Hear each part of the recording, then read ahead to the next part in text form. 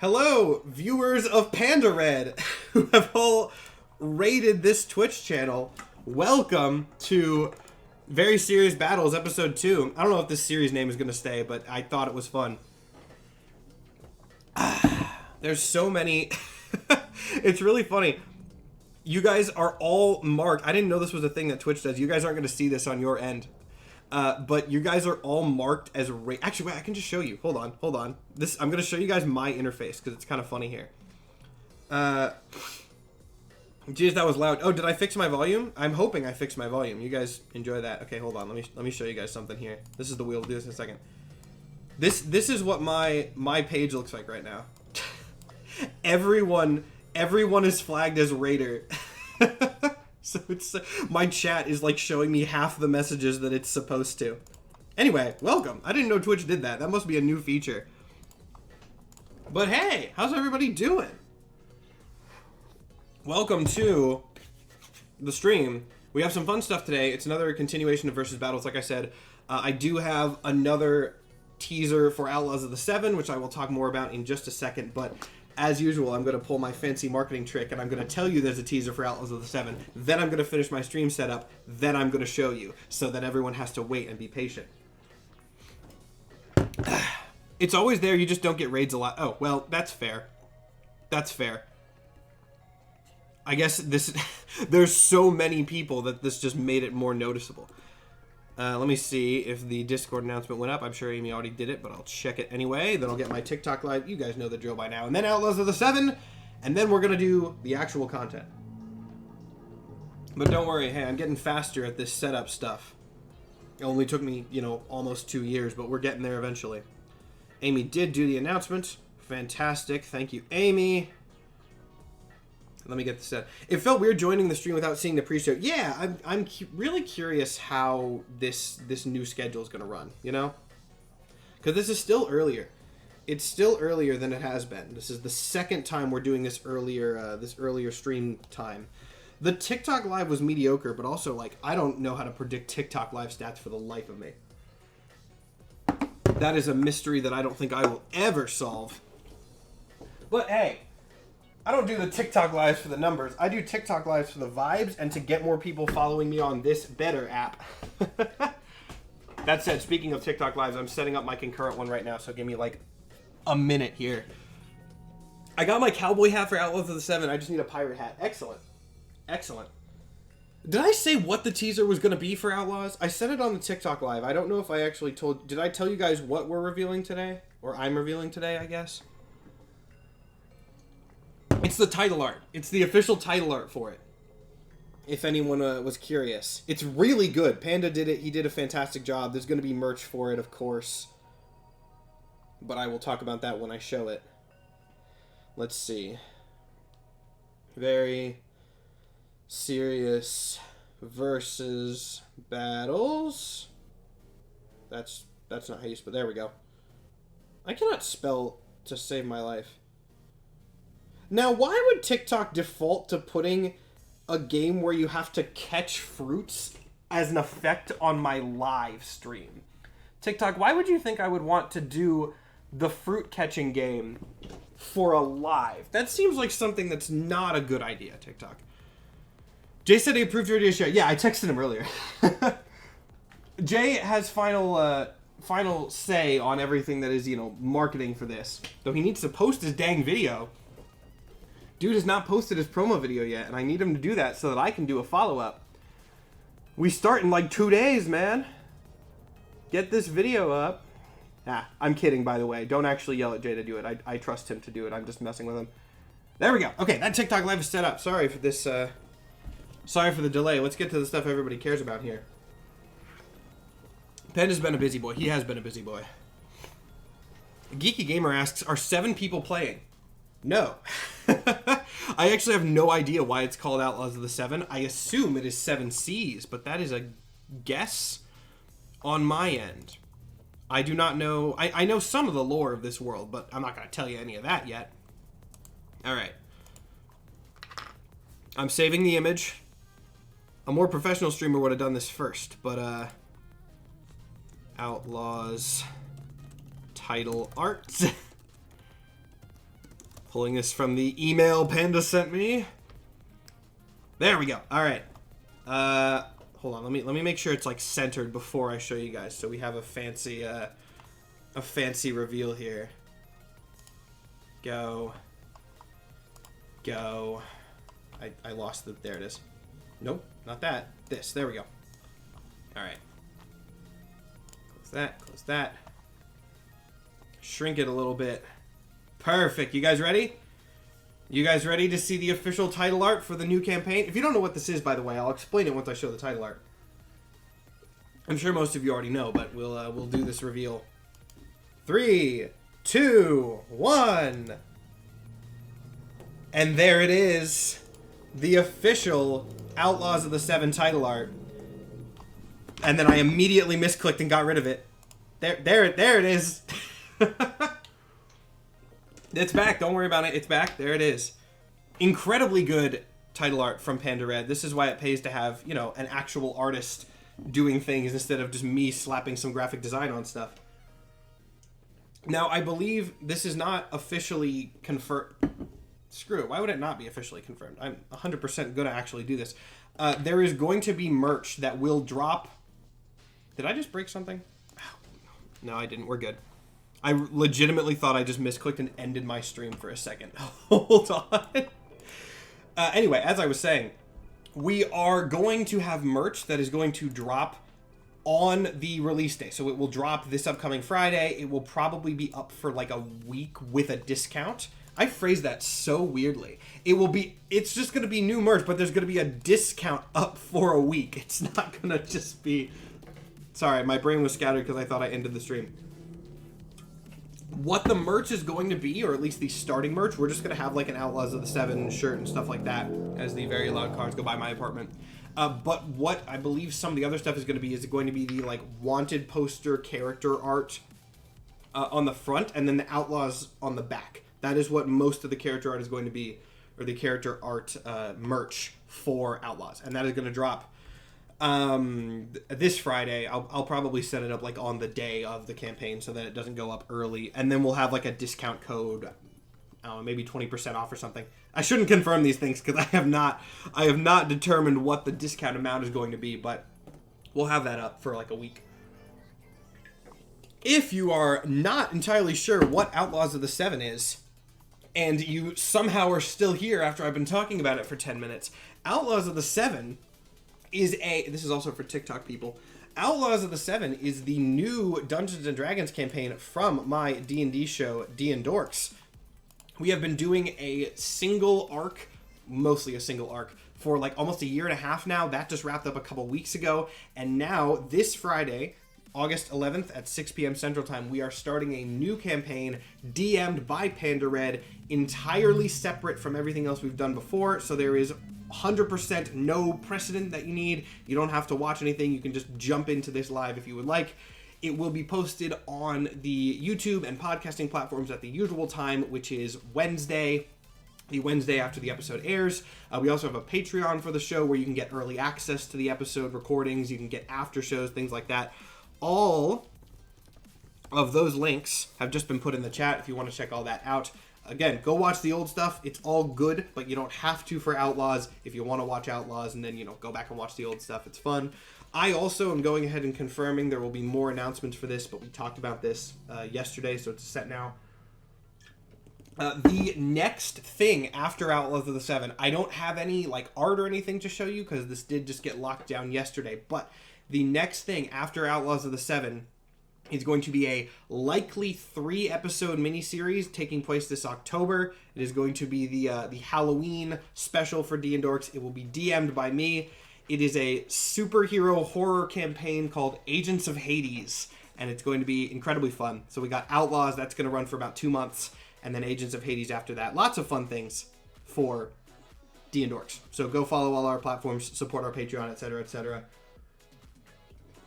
Now that we're done with that, let's do the actual thing that this stream is meant to be. So, if you were here, I will just sort of unceremoniously drag this window into frame. If you were here last Wednesday, that was the first time that we did this little concept here. Basically, I have a wheel here of slightly less than 100 characters. I'll explain why it's slightly less than 100 in a second.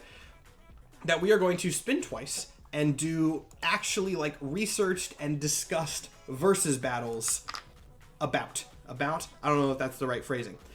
Point is, none of them are serious. They're all really stupid. We have like Bible Man, Wile E. Coyote, Jeff Winger from Community. Just random things. No Marvel characters, no DC characters. Just fun nonsense.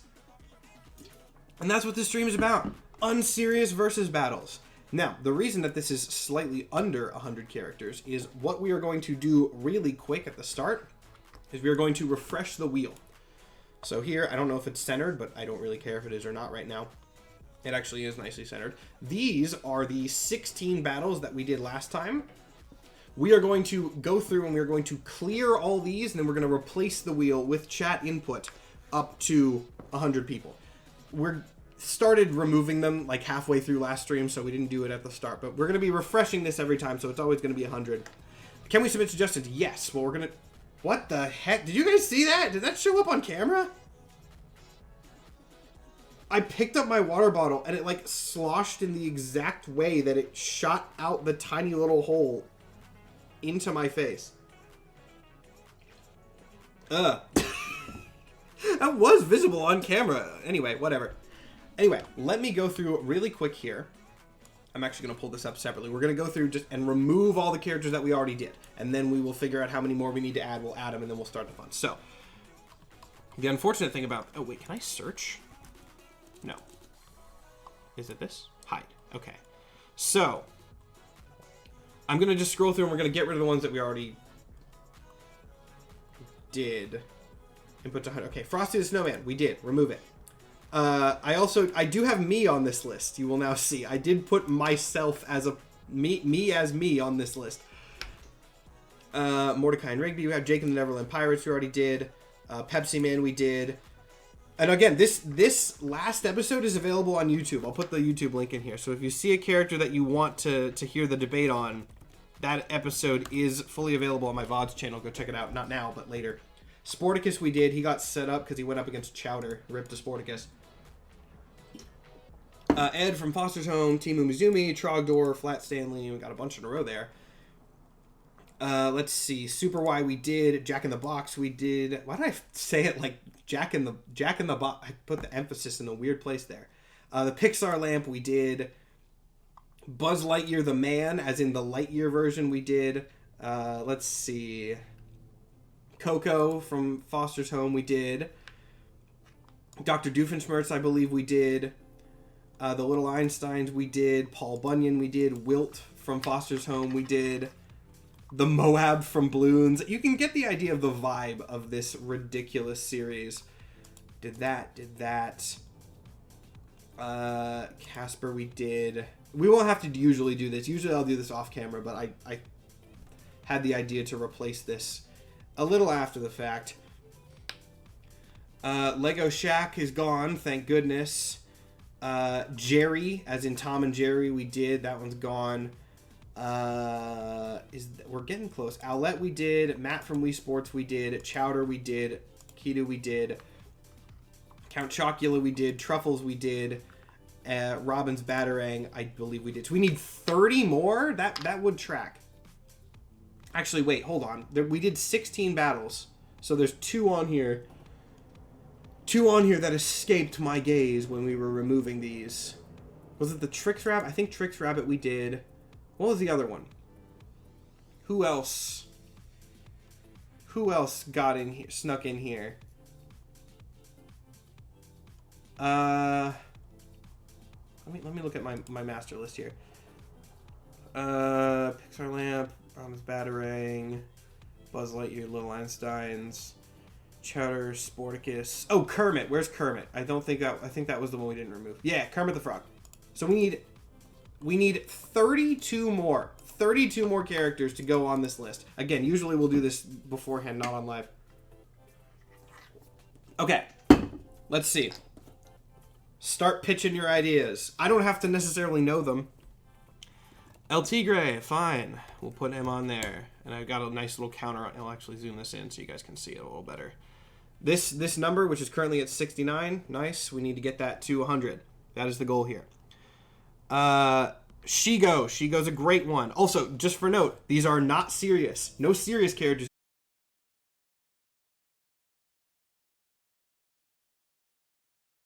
We should be back.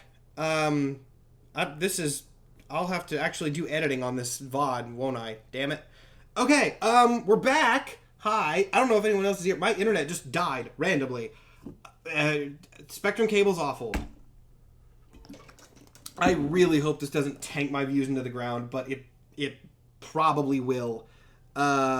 Anyway, hey everybody. I have no idea if people are even still really here, but we'll certainly find out, won't we?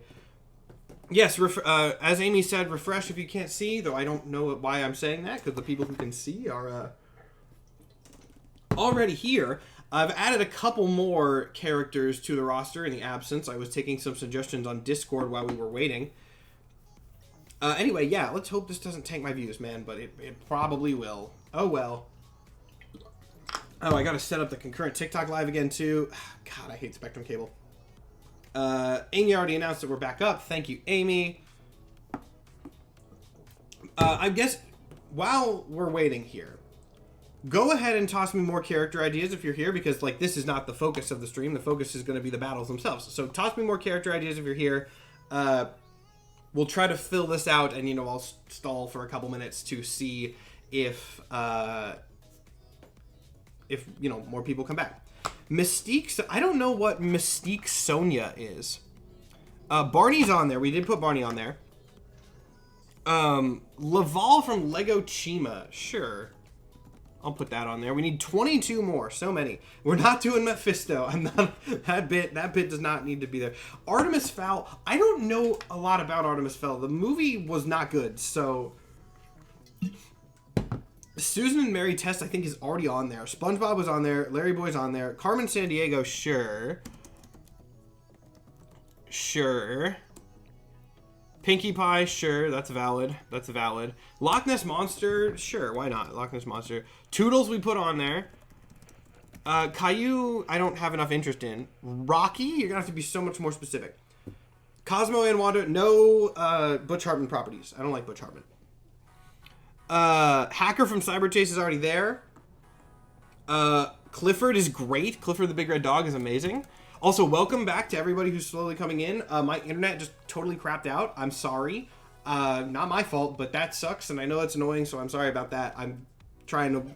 We'll get back in line here. I'm trying to get this list set up, then I'll do the recurrent TikTok live. We'll make things work, and hopefully it doesn't kill my views.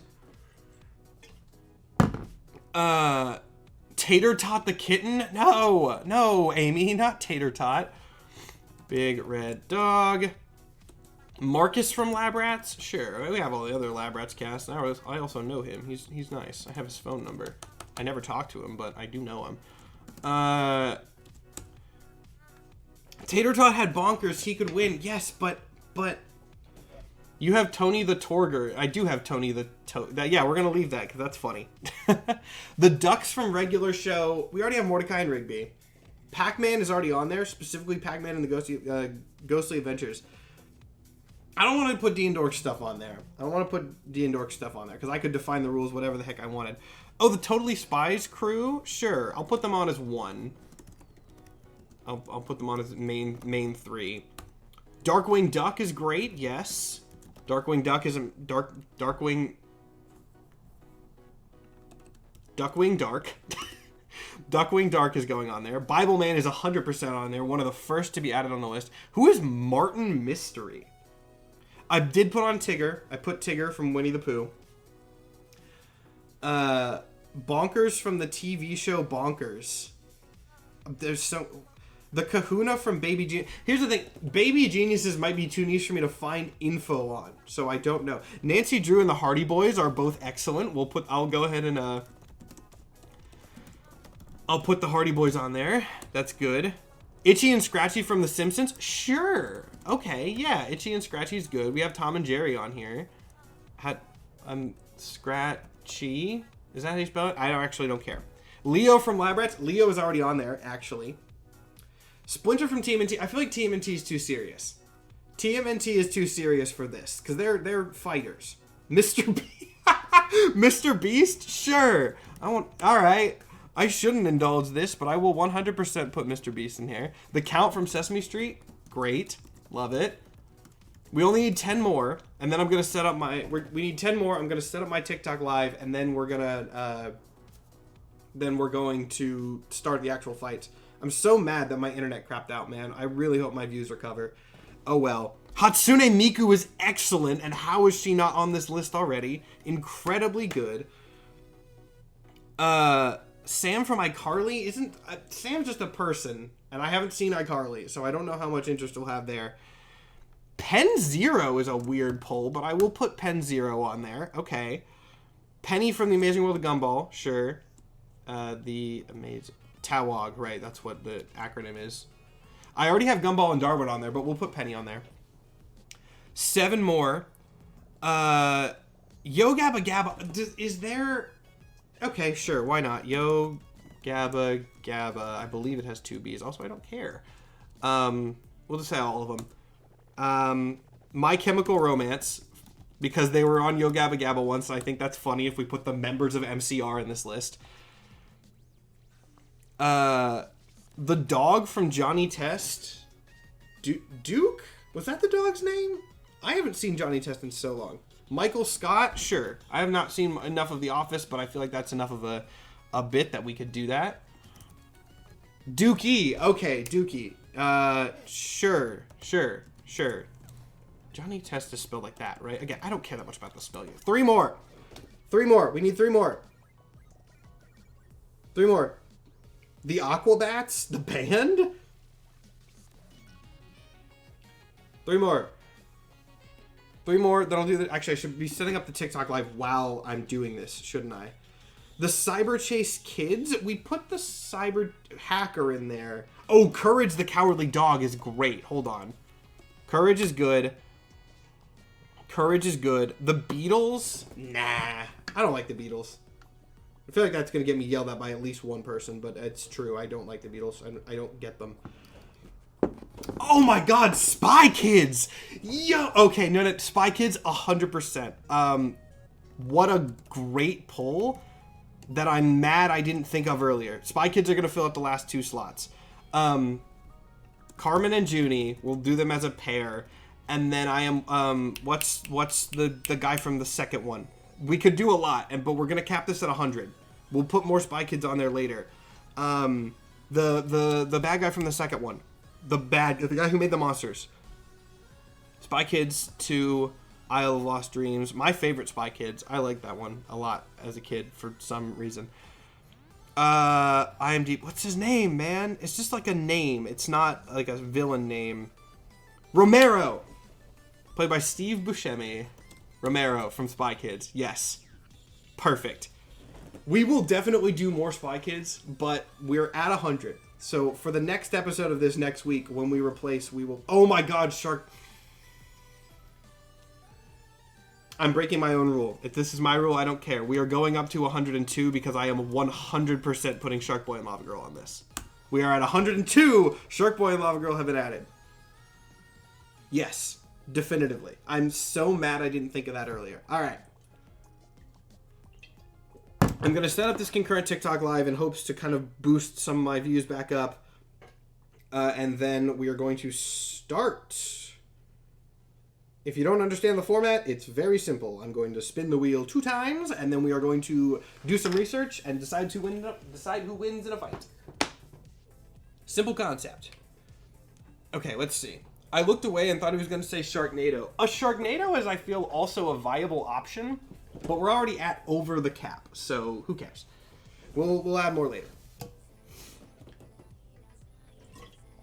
There was a point reward redeem. Hold on, sorry, I'm still kind of running around trying to make sure everything is set up after the internet break. So I don't see a point redeem, but it might just be bugging. It might have gotten buried in the internet, the great internet crash of Wednesday, August 9th. Not that. Sorry, have some patience here.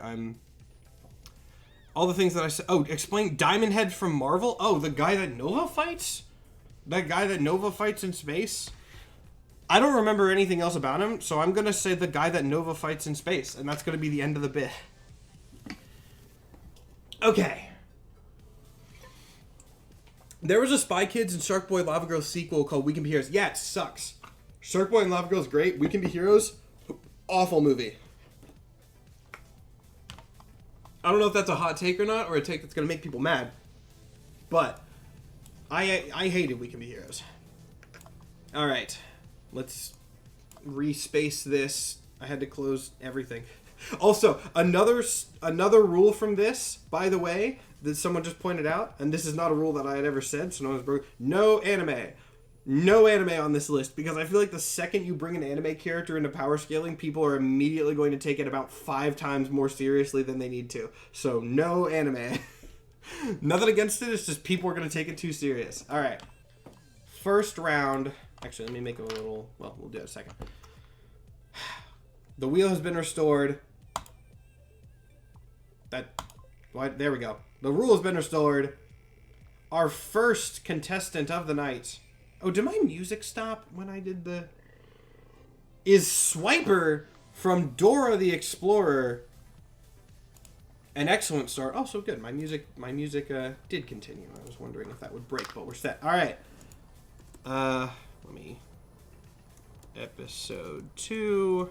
So I'm taking our little master document that we made last time, and I am extending it to be...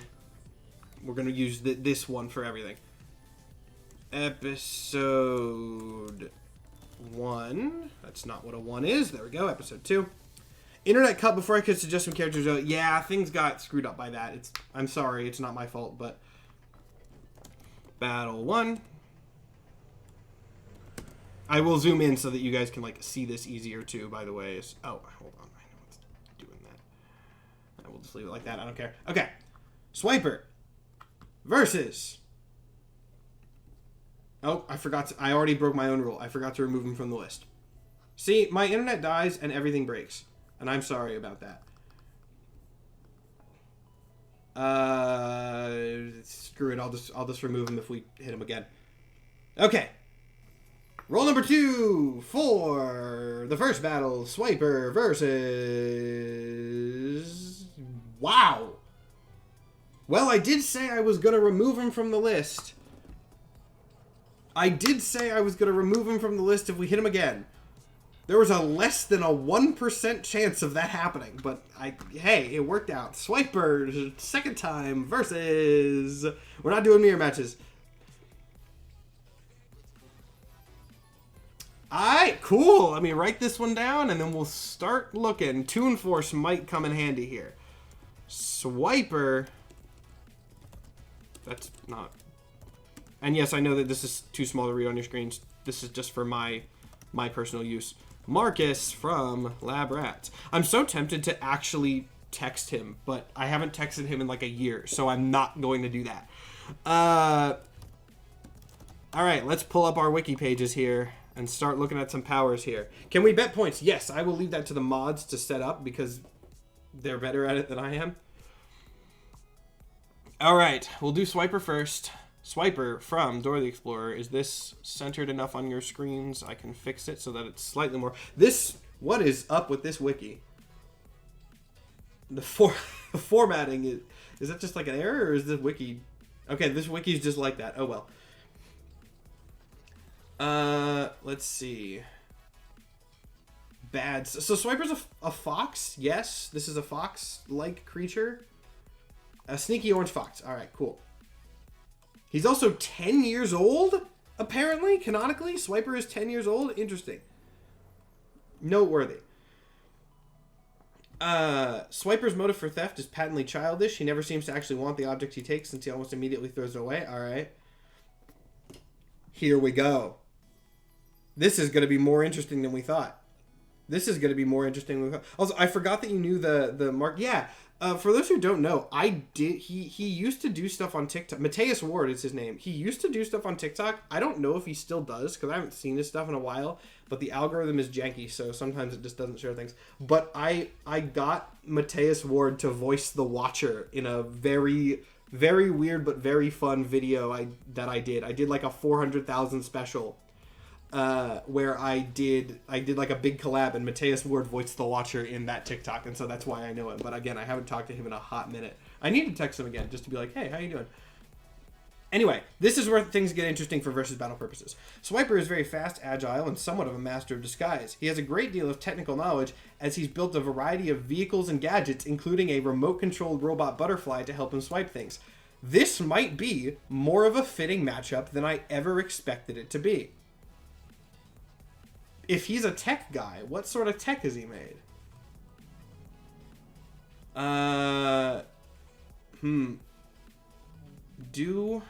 Is there going to be a list? Is there going to be a list of tech that Swiper has made? Because we got a list of Marcus's powers. I haven't even looked at this, but we're 100% going to be able to find this. Let's check this, this little section here. Also, apparently, hold on. Oh, damn it. Hold on. I gotta chug a juice box really quick, and then I'll shut that up. The swiping, okay. Hold on. We're already off the rails.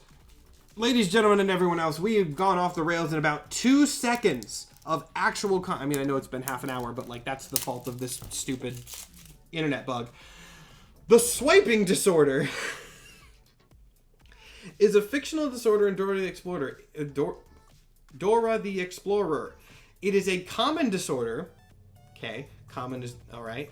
Where characters wear blue masks and gloves. And then it just says whisk. I don't know what this means. Wear blue masks and gloves. Whisk.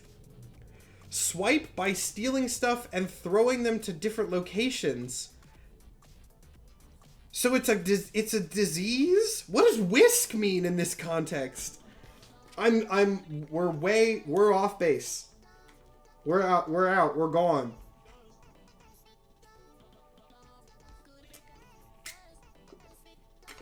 Okay.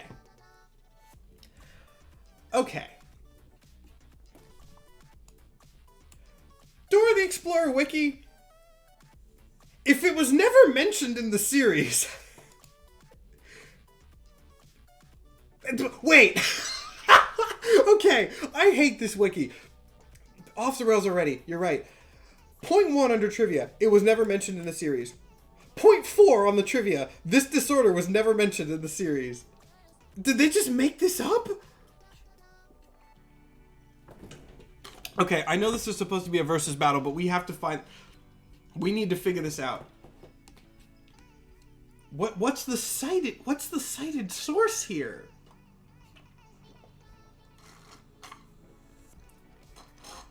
Also, I do feel like we need to shout out this disorder may be a mix of kleptomania and autism. I'm not gonna comment on that, but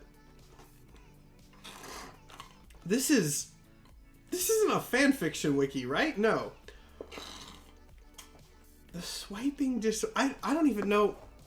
This stream started out with an internet crash and immediately took a 90-degree turn into swiping disorder.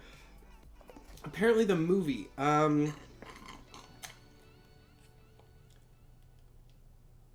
This doesn't talk. Okay. Well, let's look at Dora's Christmas Carol Adventure. This is the Christmas one? Oh my god. Okay.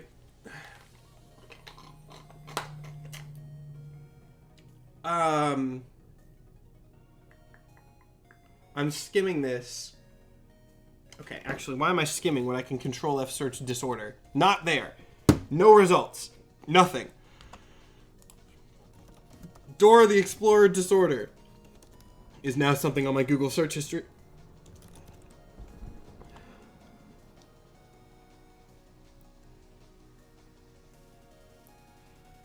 I don't want to do this anymore. I'm done with internet content. I'm done with internet content creation, I think, guys. Because the first thing that... Oh my god. I googled Dora the Explorer disorder. And the first thing that comes up... Is it centered on your page? I'll zoom in. The first thing is just a random Prezi presentation that says this. One of the diseases that Dora the Explorer has is dissociative fugue. This is not canon, of course. This is just some idiot's Prezi that he made, but... okay. Not that aside. Also, there's nothing on swiping disorder. This is like weird. This is those weird fan theories and stuff. Okay. If I Google Dora swiping disorder, the first result is the wiki. The second one, okay. This is okay. I need to look at the edit log of this.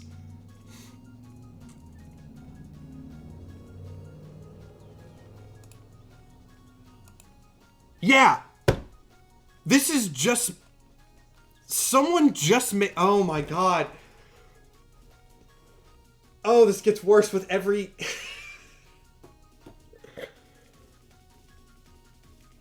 This gets worse with every link I look at. This is the fastest the stream has ever gone off the rails.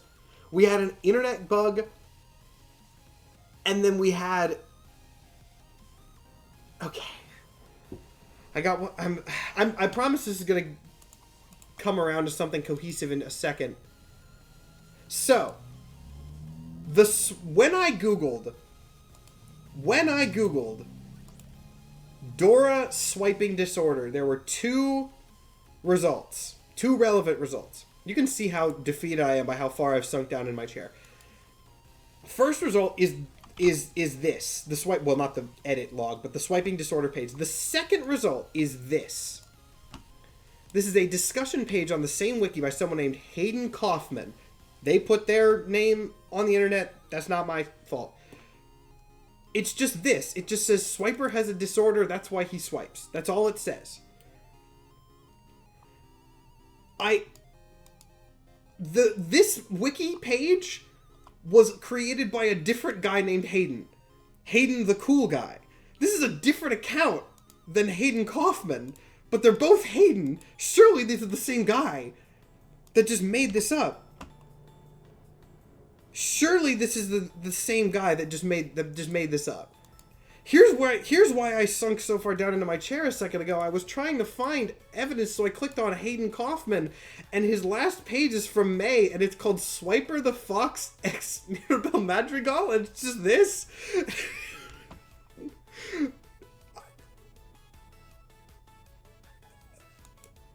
I don't know. I don't know what to do, guys. I don't know where to go from. I don't know where to go from this point. I don't know what to do. Genuinely, this one broke me. So some random ass dude just made up a swiper disorder. Just made up a disorder. Also, this person ships Encanto characters with... Okay. We're done with looking at Swiper now. I don't care about any of the cool tech he made. I don't want to go down this, you know... I'm rejecting the rabbit hole. I'm rejecting the rabbit hole. We're going to Marcus now. I'm done. Oh my god.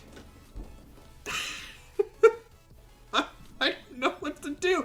Never has a stream topic broken me as much as this one did. This one's bad, guys. Oh my god. Okay, I need to splash some water on my face, snap out of it, let's move on. Marcus Davenport. Oh my god, he's such a baby man. Rebuilt Android. Whoa, I didn't know he had that. Okay. Oh my god. We're going to pack that up and never open it again. Yes. Yes, Ebony. We're packing that up and we're never opening it again. Okay.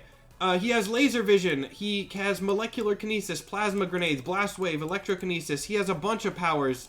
He wins. Marcus from Lab Rats wins, and we're never touching this topic again, and we're moving on to Battle 2.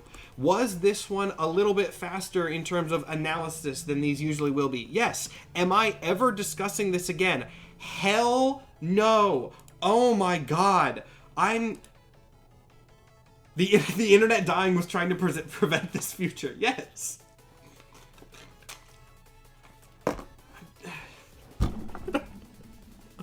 Okay, God, we gotta spin the wheel. We gotta spin the wheel. We gotta move on. We have to move on. Oh my God. Okay. Someone just, Andy's here. Thank you for the follow. What made you decide to follow in the last 10 minutes? I don't know. And in a very fitting turn, the one who shows up to save us from this dark media curse is Abed. Abed comes in swinging to save us, and that is excellent. Wonderful. Dark Timeline Abed from Community. Great. Great. Very fitting. Who's Dark Timeline Abed fighting? Oh my god. Another Lab Rats one. Okay, this is just a redo. We're resetting. We're redoing Dark Timeline Abed versus Leo from Lab Rats. Now this is Leo at the end of the show, where he does have power. I just typed in rat. That's not what I... This is going to be end of show Leo where he does have powers. Community surely has a wiki, right? I just add these things to the wheel and I don't actually think about the implications of having to research them. But surely if I search Dark Timeline Abed, we're going to get some good results here. Perfect. Abed, Darkest Timeline. Awesome. Now, I know Dark Timeline Abed does have one... He goes to... He does go to the main timeline, right? He has some level of ability to universe jump, right? Through the Dreamatorium. God, my God, I forgot how weird this show is. So the Dreamatorium, is this how Abed connects to... We'll deal with that later.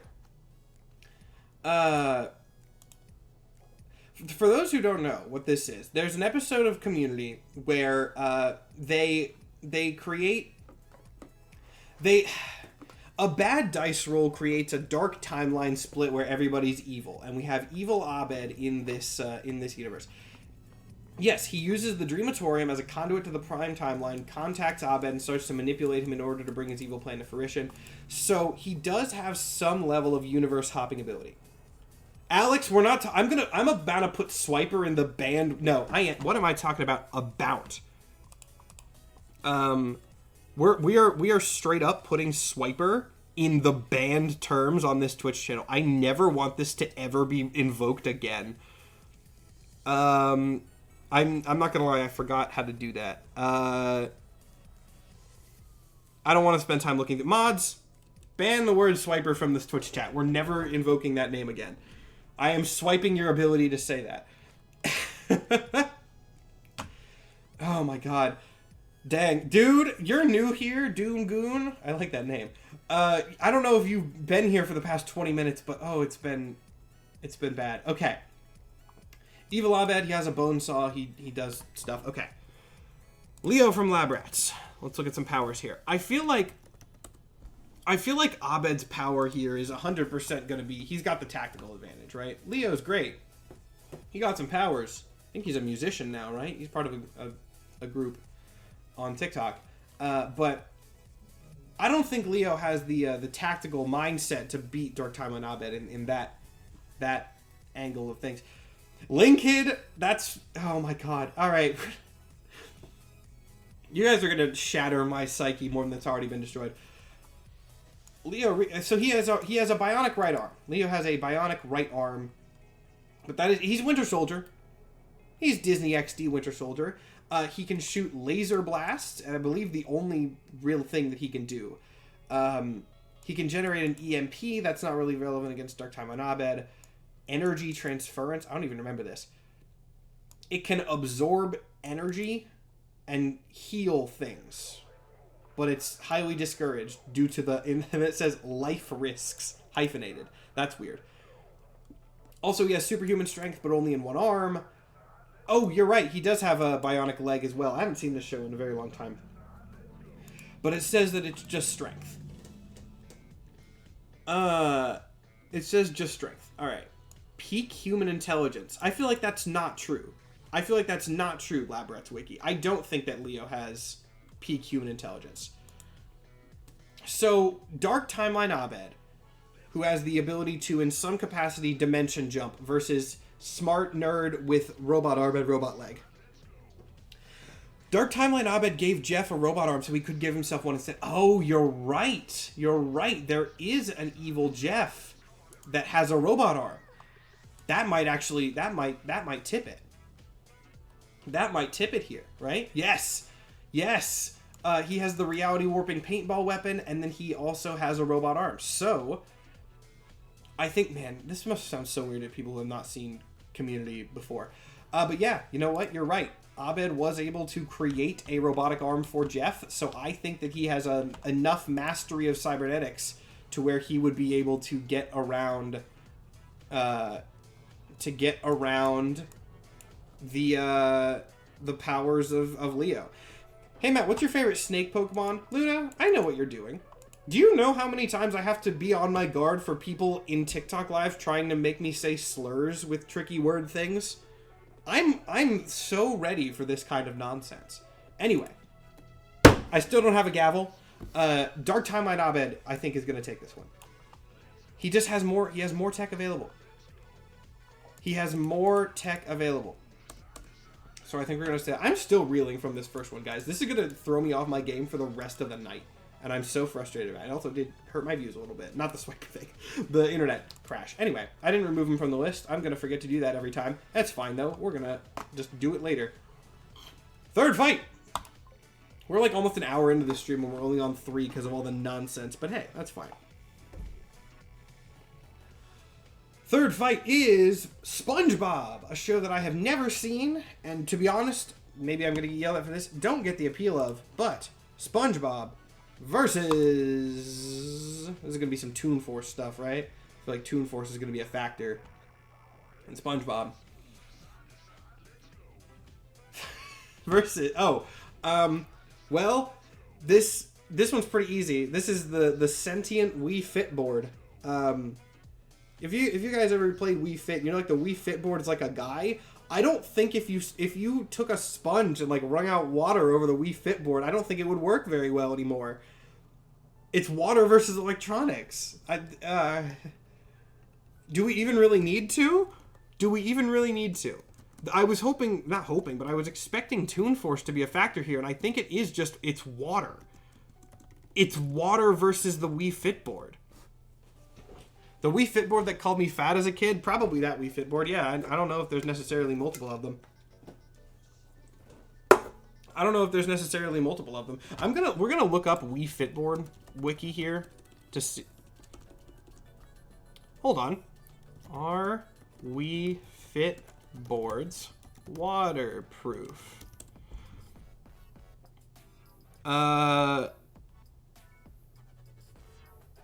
Does not seem like it is, because you can get waterproof cases for it. The Wii Fit boards are not waterproof. So I think that answers that right now. Does it include the trainer from Smash? Nah, not the Wii Fit trainer. Just the Wii Fit board. Just the Wii Fit board. It's water. I really thought this one was going to be more interesting, but also I'm fine with this one being not that interesting because I don't know that much about SpongeBob anyway. SpongeBob just kind of like, you know, squeezes himself on the Wii Fit board. And yep, that's going to get clipped and I do not care.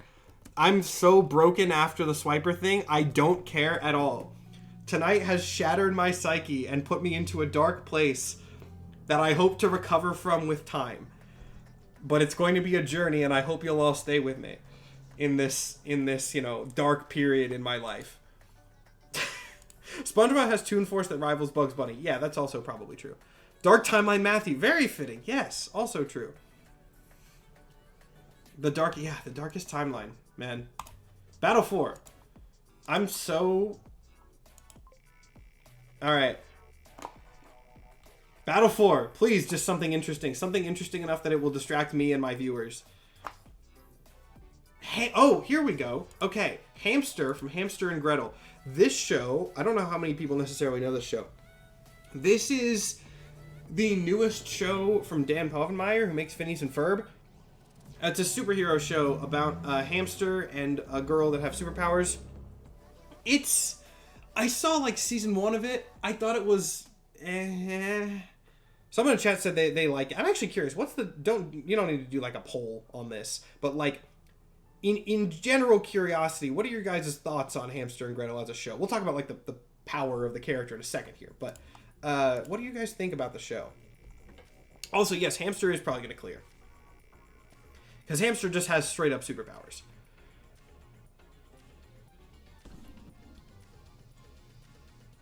I so badly want someone to animate this. This is also just a big Lab Rats episode. The wheel is loving Lab Rats right now.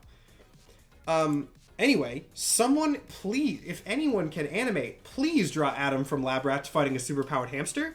This would be amazingly good to watch. Amazingly good.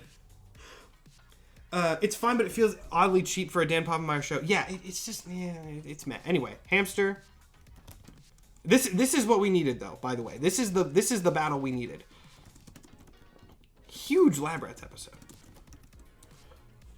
This is gonna be very good. All right, Hamster. I guess I'll just search Anne Gretel. Is there gonna be a wiki for this, or do we go to the Disney wiki? I guess we go to the Disney wiki, huh? Yep, there. Oh, that's not a lot. Oh, Hamster at the Hamster and Gretel wiki. Let's hope it's a good one. Main characters. Hamster. Ah, perfect. Well, okay, well, I was about to say perfect. I got really not excited, necessarily. I got excited when I saw this because I saw that this was, a well-designed wiki. It looks fine, and then I scrolled down a little bit, and it says Powers TBA, which is what we needed. Maybe I haven't seen all of Hamster and Gretel Season 1. I didn't know there were this many episodes. Now, there's got to be a more clear... What are his powers? There's not... Oh, here's what he looks like in his superhero form, if anyone's curious. He's a little man. He's a little man. But what? So I know he can fly. I know he has super strength. This is so unhelpful. Try the Disney wiki. The Disney wiki was actually less clear. I don't know if I can backtrack to. Yeah, the Disney wiki was literally just this. This is disappointing. Oh wait. Powers, abilities, flight, super strength. Okay, so we're just gonna take it as that. If anyone has seen more Hamster and Gretel than I have, do they specifically state how much they can lift? Nah, we don't care about that in this. This is not serious enough. It's just strength, flight, heat vision, and super intelligence. Okay, so heat vision is also a thing. Heat vision is also a thing. I mean, I can't. I'll trust you, whoever said that. So we have Hamster. Then we have Adam from Lab. I think Adam is going to. Here's the thing that's really funny about this matchup, guys. I do think the Hamster is smarter. I do think that the Hamster... Adam is stronger. I do think that the Hamster is winning the battle of wits here. So, for those who have not seen Lab Rats, there's a bunch of kids. They're all robots. Their general sort of archetypes, at least in the beginning of the show, are strong, fast, smart. This is the one that is strong. So, he's very dumb. But let's see his powers, because he's got a lot of stuff. Yeah, he's a very dim-witted guy who never thinks anything through. He's very much himbo. Very much himbo type character here. But here's the thing. He has a lot of powers, because in Lab Rats, the character just kind of kept getting more powers over the course of the show, and sometimes they were thematic, and sometimes they're just, here's new superpowers for everybody. And it didn't always make sense. But super strength. Strength is his primary power. He's good at strong. I'm not going to worry about like level of strength because we don't have that for Hamster, so there's not much of a point here. He also has super jump, but that's like a function. He also has heat vision. This is going to be funny because it's almost going to be a mirror match except for intelligence, in which Hamster wins. Yeah, heat vision, super durability. That's kind of a given from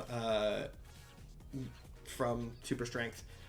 Plasma grenades. Yes, here's where we start getting the powers that don't make any sense. He has, he can shoot orbs of energy, though apparently that's a glitch, it says. He also has a blast wave, so he has super strength and energy blast is what we're looking at here. Here's where we start to get into the weird ones. Adam is able to receive information from Chase, the smart one, mentally. We're not going to count that. It's a 1v1. He can breathe underwater. He also has, like, bugs, but bugs are not something that... So he's... Yeah, this is basically a mirror match. This is basically a mirror match, except the only changes being Hamster can fly, Adam cannot. We'll put these in sort of buffs. Hamster can fly, Adam can't. I think Adam has more versatile energy blasts that Hamster does not. Hamster's definitely smarter. Hamster's definitely smarter. Why do I feel like Hamster would act like it's a normal one to make the other characters in Lab Rats believe Adam is crazy? Yes, that also would definitely happen. If this was an actual episode, Hamster would disguise himself as normal, and then like Adam would just be fighting a regular hamster. Hamster and Gretel can carry 157 tons combined. Oh, interesting. Okay. If we assume it's 50-50 split, which is a wild thing to assume, but yeah, chat, what are we thinking? I'm thinking Hamster wins. Like, here's the thing that's really funny is being super strong at that size with flight. It's if you are strong enough to lift things like Hamster does and the size that he is, that's a buff, right? It's like Ant-Man. It's like Ant-Man. Ant-Man gets buffed by being small because he's so strong, and Hamster can also fly. Yeah, he's like a bullet. He's a furry bullet. Exactly. He's like a little baseball of death. And I think he definitely wins. Yeah, sorry, Adam. Hamster clears. Hamster wins. Also, the views are starting to go back up to what they were. Thank goodness. So sorry for the tech errors. And by the way, guys, I know it's not my fault, but like, ugh. Hate internet stuff. All right, that was a good one. I'm so glad we got a good one. Hamster totally wins. Hamster has outsmarted people who have had the same power set as him. Yeah, Hamster clears. Battle 4 decided. Let's check Battle 5. Let's roll. Are we going to get more Lab Rats characters? There's 2 more. There's Bree and Chase on this list. Do you think we can get all of them in one episode? Terry Crews! I believe it was specifically Terry Crews from like the Old Spice commercials was what was suggested, but that's also just Terry Crews. So, big buff man. Solid. All right. This could be so one-sided on either side, very funny enough. There's a chance... Normal main is so weirdly middle of the... Oh, baby.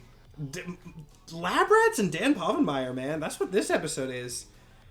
Now this one, there's gotta be a good analog here, right? Surely there is an episode in which Perry fights just a really strong guy. Right? Like, not Doofenshmirtz turning himself strong. Surely there's an episode in which... I mean, yeah, Perry... we don't even really need to look these up. Is Terry Crews a trained martial artist? I don't think so. I mean, Perry sweeps. Easy.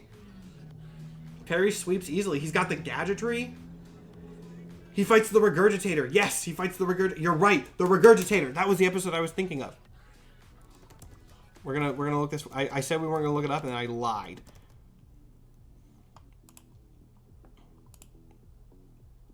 Yes.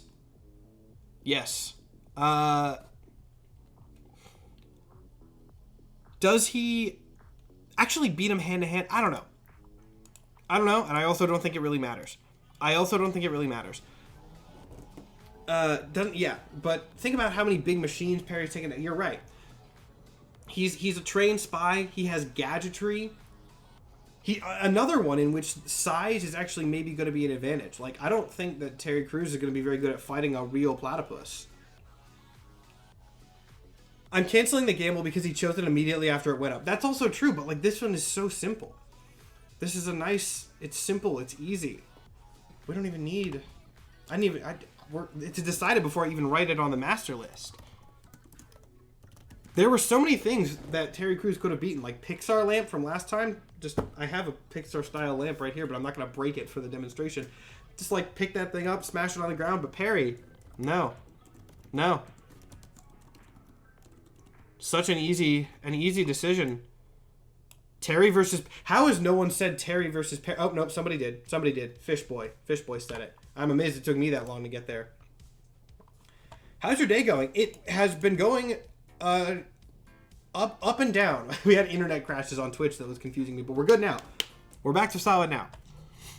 Yes, platypi are also venomous, but Perry's never used his venom.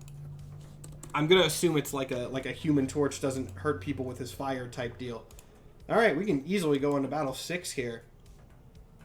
Simple. I know I've said simple too many times, but that doesn't make it less true. Sorry, my nose is still a tiny bit running from the cold here. There we go. Favorite Marvel character, Moon Knight. All right, let's see what we got here. Sophia the First. Now, this is one that I did not put on. This was a fan-suggested one. And I believe that Sophia the First has access to some level of magic, which is why she is here. She is not just here because a child. I think she has some sort of magical tools at her disposal. We're going to find that out in a second. But let's find out if magic's going to be enough to defeat her opponent in Battle 6. Battle 6.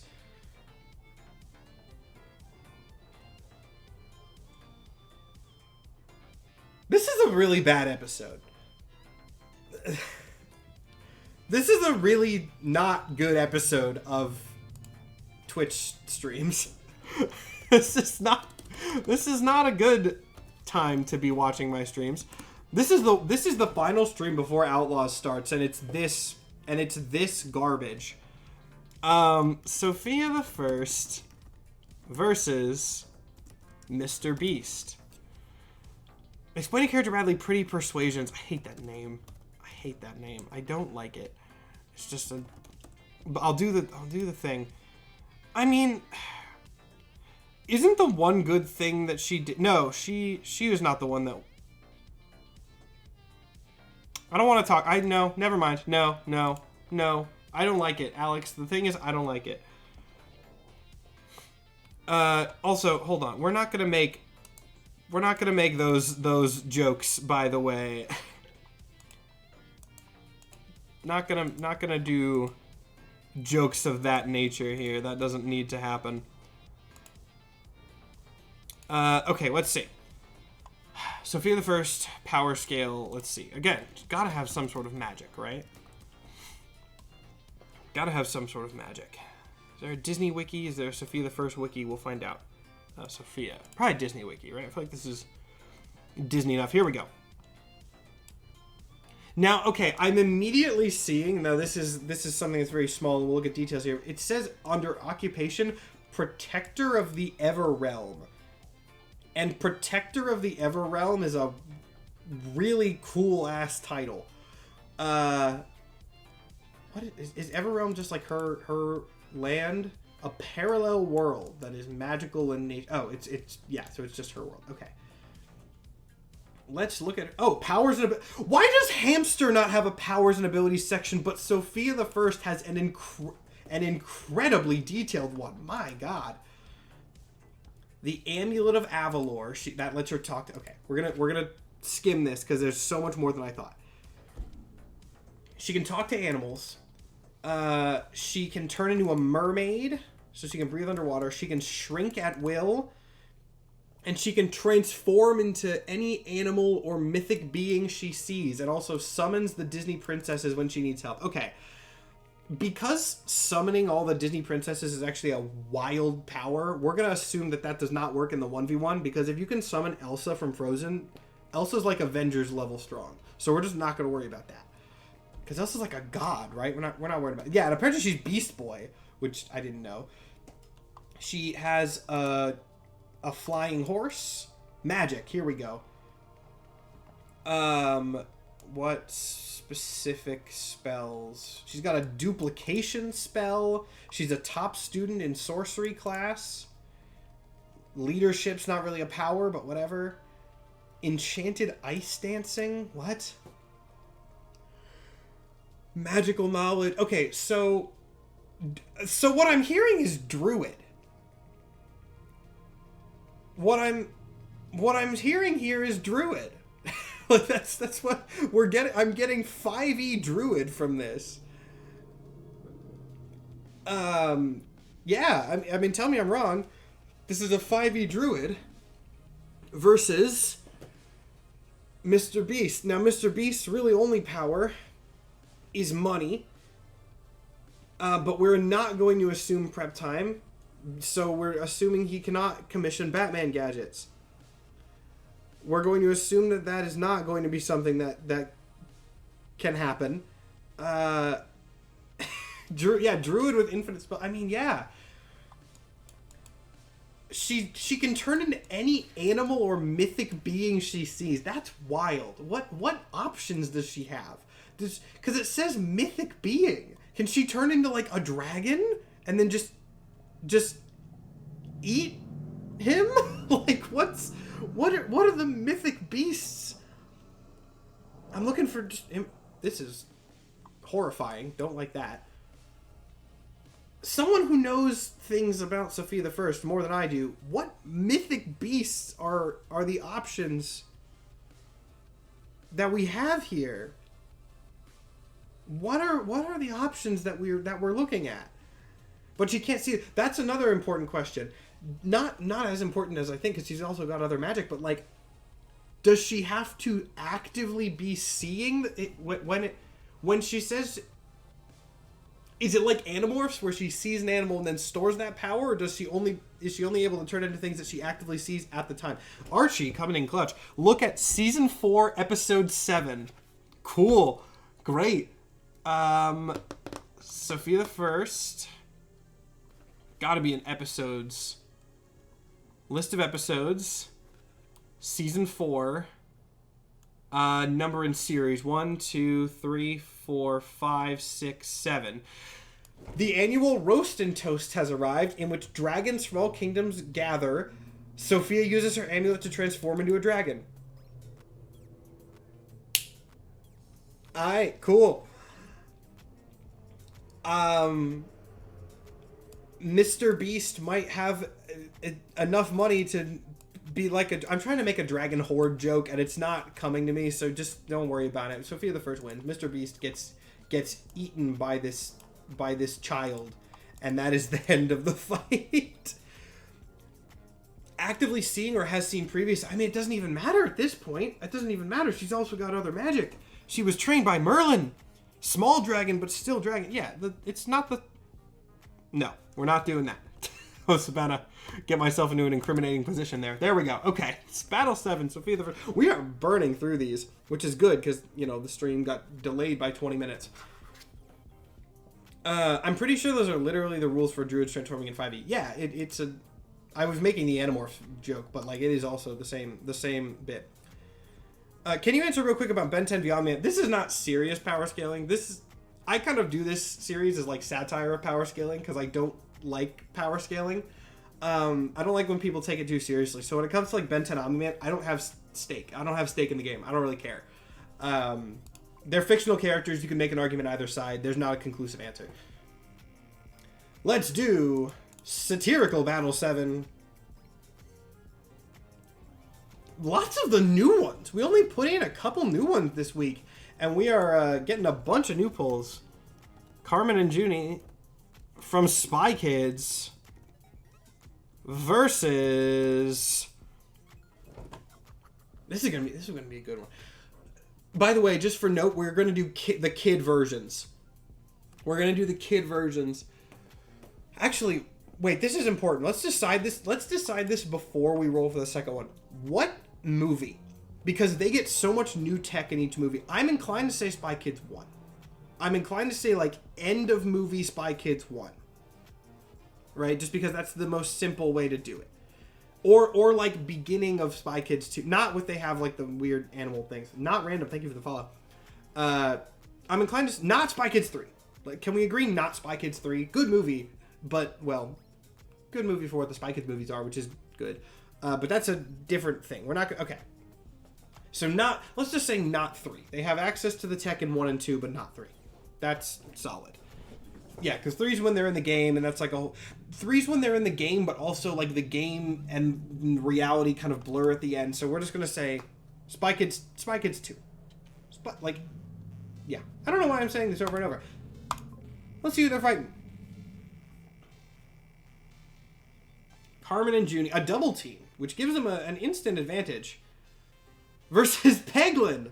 I don't know who put Peglin in. Is Peglin like a popular enough game? I just saw this one on there and slapped on. It is fitting.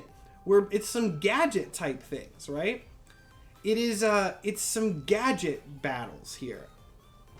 If you don't know what Peglin is, it's a video game. But we'll look at Carmen and Junie's tech first, and then I guess Spy Kids surely has a wiki, right? Spy Kids surely has a wiki. Spy Kids fandom. There we go. Cool. I can get rid of the Sophia, the first one. There we go. Okay, let's see. Is there like a map? Okay, Carmen. We'll go and open Junie's page as well. All of the different eras. Man, you ever have that thing where it's like you watched a movie when you were a kid, when you were like the same age or younger than the cast, and now you look back, you're like, that's a whole child.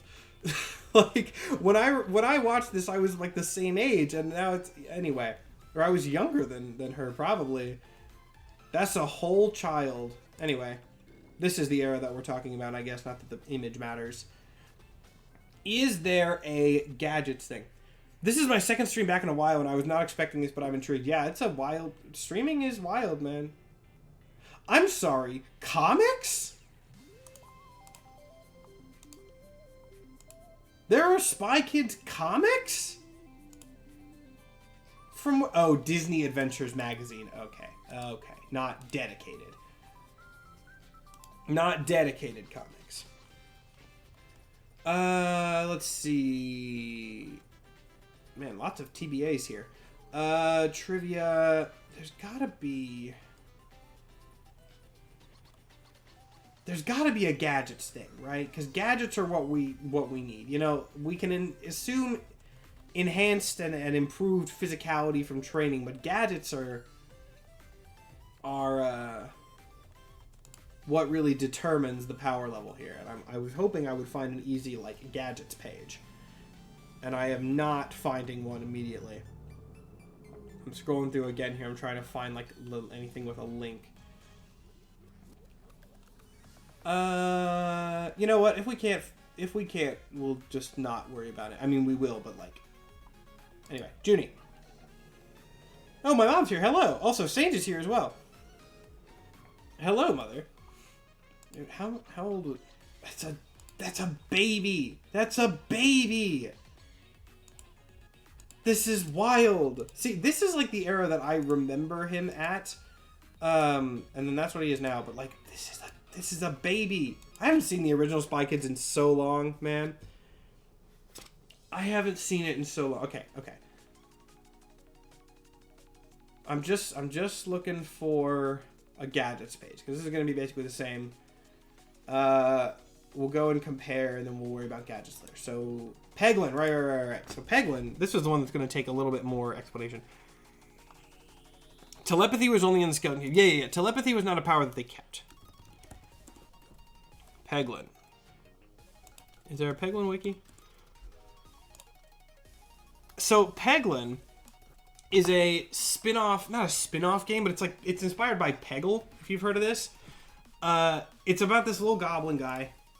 This little dude, which, like, there we go. Why is he so small? This little guy. He's a little goblin man. He's a little pixel art goblin. And he collects and throws these little orbs that have varying effects. Funny enough, this is actually a very... Oh, perfect. Archie found a gadgets master list. I'll pull that up and look in a second. Fittingly, this is actually a very, very fair match because the Spy Kids, their whole thing is they've got, you know, a bunch of gadgets on hand. Peglon's just going to be pulling his gadgets out of his bag as well. These are basically fitting. So, let's look at a few of these. There's a lot. There's a whole bunch. I think, you know, I'm inclined... We're going to look at this gadgets page. But I'm inclined to, you know, my early thought is Peglin. Because I think Peglin is going to have more in the way of offense, right? I think he's going to have more in the way of offense. Most Spy Kids gadgets are like tacticals. Well, actually, that's not true. Spy Kids 4 just gave them, like, Iron Man weapons. But we're not worrying about Spy Kids 4. Spy Kids 4 is unrelated here. Okay. Now these are not annotated, so we're just going to skim through these here. Let me zoom back out. I know it's going to be a little small on your screen, but I'll cover the important stuff. That's my job. I love how canonically Uncle Machete is Machete from his own movie. Yes. Okay. That's jetpack. They have a jetpack. That's good. Electroshock bubbles. So some sort of shock. Electroshock gumballs. Lots of taser-related things. I do kind of remember that being a thing. Spy Kids 4, Spy Kids... Wow. That's it? I really thought there would be more. This cannot be an exhaustive list. I really thought there would be more. But we'll trust the wiki. Anyway, this is effectively a weird taser. Instant cement... Instant cement is viable. That's a rubber band. A rebreather is not helpful. Ralph is the little bug drone. And most of the other, like, actual super tech is Spy Kids 4 stuff. Peglin has more attacks. Like, look at the Morbid Orb. Let's look at some of Peglin's attacks. He's got lightning. Look, yeah. He's got lightning too, so he's got the electric orbs. He's got the Critiball. That's a crit thing. That's actually not a... The Darkness Eterball that inflicts blindness? Yeah. I mean, the Spy Kid, they... Oh, wait. I just had a thought. Peglin wins this. Here's my reasoning, right? Peggle, it's all about, you know, getting the things to ricochet off the pegs, right? I thought that the team was going to be an advantage. I thought having Junie and Carmen together would be an advantage, but that's Peglin's whole thing. Peglin's going to be getting those ricochet shots. Bounces off one of them, hits the other. That's his whole thing. Easy. Peglin is totally set up to counter the duo because he's just got the ricochet shots. And more offense. Peglin wins. I was not expecting Spy Kids to lose. I'm not going to lie. I thought Spy Kids was probably going to win whatever fight they were in. But yeah, Peglin got that hard counter. Peglin got that hard counter with the ricochet shots. All right. I need to get a gavel. Peglin wins. Battle 8. What were the predictions on that? Most people bet on Peglin. That makes sense. All right. Battle 8, 9, 8. Our first combatant in Battle 8 is Mr. Clean. I believe these are going to be some more esoteric powers, some more implications rather than straight up abilities, but we can definitely... It was like 8% to Peglin? Oh, that was the prediction result, not the prediction... I get it. All right, well, good job everyone who voted Peglin. How does it feel to say sentences never before uttered by a human mouth? Nothing new. I've been doing that for a while. Mr. Clean versus... It's going to be hard to find the powers, but I think we're going to have to consult commercials for that one. Versus...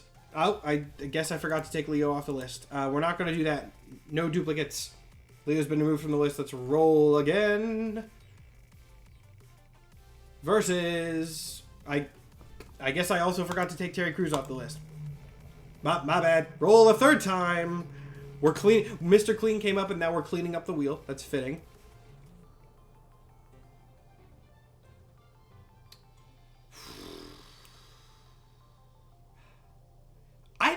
Surely submerging a cucumber in cleaning solution.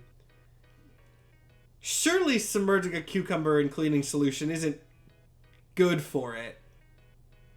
It cannot be good for the cucumber.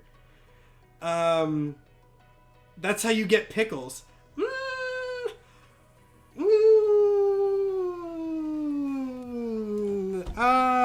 Give Larry Boy a chance. Oh, Larry Boy is a separate character, Zapdos. Larry Boy is a distinct and separate character on this wheel. Have you tasted pickles? Yeah, I do hate pickles. I do hate pickles. All right, now this is probably an already sort of decided battle, but I want to see if we can find like a more definitive Mr. Clean power set thing. Ugh.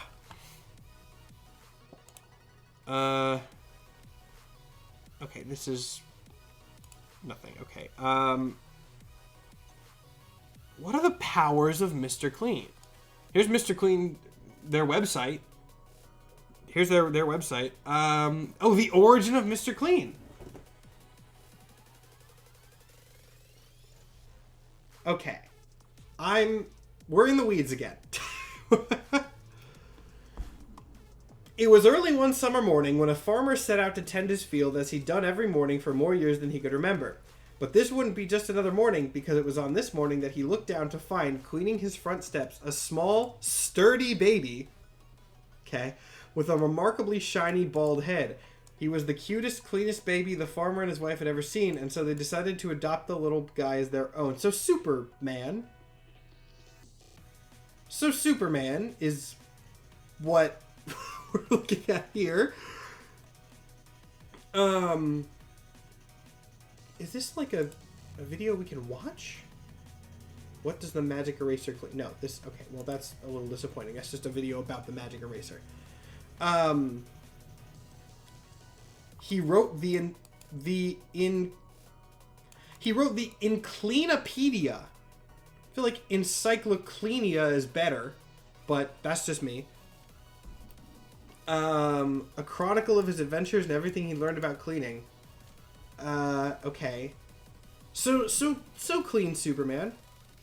What products? To be clear, this is not sponsored by Mr. Clean and their family of products. I don't care about them. Yeah, if you submerge a cucumber, we're gonna do another weird Google search. Also, I did see Nikhil's thing. We'll do that in just a second.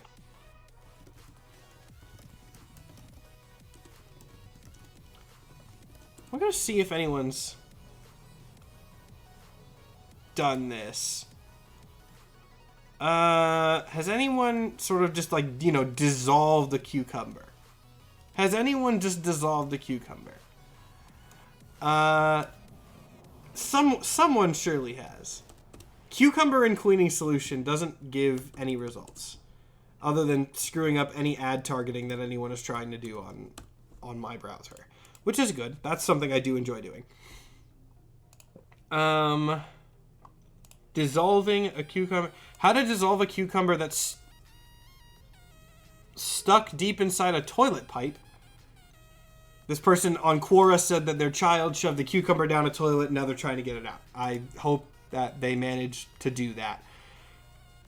Very gross that Quora now has Chat GPT solutions that aren't good. Oh yeah, fun fact about this, guys. If you use Quora, Quora now has a feature where they have like Chat GPT AI generated answers to the questions. They're just wrong. Don't listen to them. I was looking up a Quora thing for something earlier. I was doing research for a video. The AI things just wrong. Because the AI doesn't have access to that type of information, like fundamentally. So don't listen to them. They're not correct. Anyway.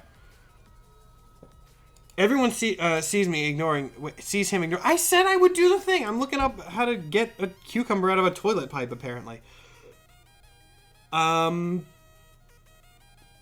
You could also let the cucumber ferment. Okay. we're gonna do Nikhil's Explain Badly very quick, and then Yankee Clipper? It's a Marvel thing? Oh, that's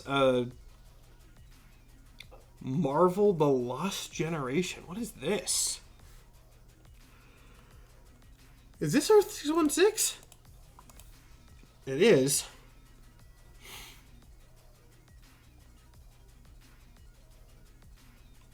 What is this off-brand Captain America that you sent me to, Nikhil? Time-traveling belt. This just gets weirder and weirder the more I look at it. So he's time-traveling Captain America? Is that what I'm looking at here? This is just like this reads like an off-brand superhero from an American history textbook that's trying to make it sound cool to the kids. That's what I've got for you, Nikhil. That's what I've got for Yankee Clipper. He sounds like a fake character from a textbook that's trying to appeal to children. I just wanted to say that the Rangers of Power Buff should have been called the Morphonomicons. Didn't I say that? That's on my notes somewhere. That is 100% on my notes somewhere. I don't know if I ever actually said it, but that is definitely a thing. Anyway, Larry the Cucumber dissolves into a puddle of God-worshipping ooze, I guess. Sorry, Larry the Cucumber, you got a little setup. I think that is what you said. Yeah, I thought I called them the Morphonomicons. There was no way I was gonna let that one go without saying it. It's 100% gotta be that. Anyway, Mr. Clean dissolves this cucumber. Battle 9. I think we're gonna go to 10, and then I'm gonna take my bathroom break, and then we'll keep going. Explain a character badly. Chod. How do you pronounce it? It can't just be Chod. It's got to be like Chod or something. Nikhil, answer. How do you pronounce it? How do you pronounce this guy? This guy's name. I want an answer, Nikhil. Everyone go at Nikhil Clayton on TikTok until he tells me how to pronounce this guy's name. Don't actually. Well, no, you can. It'll boost his interactions probably, right? Blow up Nikhil's notifications. No, I got an ad. Oh, well, don't worry. We're just waiting for things. Mods get ads? Why do moderators get ads? I feel like that's counterintuitive. I feel like that's very counterintuitive. Wait 21 seconds. Fine, I'll wait 21 seconds. See, this is great. Normally, if I was just yelling at somebody in my chat for like a solid 2 minutes, people would leave because they'd get annoyed. But in this case, it's Nikhil, so everyone knows who that is. Amy, thank you for making Nikhil sub. Matt, what did you say? Literally, all I asked was how you pronounce his name. It can't just be Chod. Is it Chod? Like, is there a little pause in there? Like, how do you pronounce this dude's name? Answer me right now. I've had to wait for the ad to finish. Answer me right now. Amy, you're amazing. Don't talk to Amy. Answer this question about. I don't think it's. No. I don't think it's that, Nikhil. I'm just gonna say Cha'ad. I think that's a little. I just think it's a little better. If I call him Space Abomination, will Nikhil be mad at me? Because he's Space Abomination. He's Abomination wearing shorts. He's Abomination. He's Space Abomination in a Speedo. We'll see if Nikhil gets mad at me for that. But I stand by the things that I say sometimes, unless they're bad. In which case I don't stand by them. Let's roll for Battle 9. Let's roll for Battle 9. It's definitely pronounced like that. People are going to be really confused when they see the VOD and don't have chat. Toodles! Another new one. Toodles from Mickey Mouse Clubhouse specifically. He's much more beast than Abomination. I mean visually he looks more like Abomination. Toodles versus... Let's see what we got. We were... First off, very fitting. I also want to note, it's too small to see on your screens. We were about 1 millimeter away from it being Toodles versus Mickey Mouse. Just disappointed you won't give him a vid. Because people will make that joke. Nikhil, I'm scared. I'm scared to talk about him. I made a video talking about Balthak, and you know what my comments are full of. This is going to be a really good one. This is a very fitting one, though.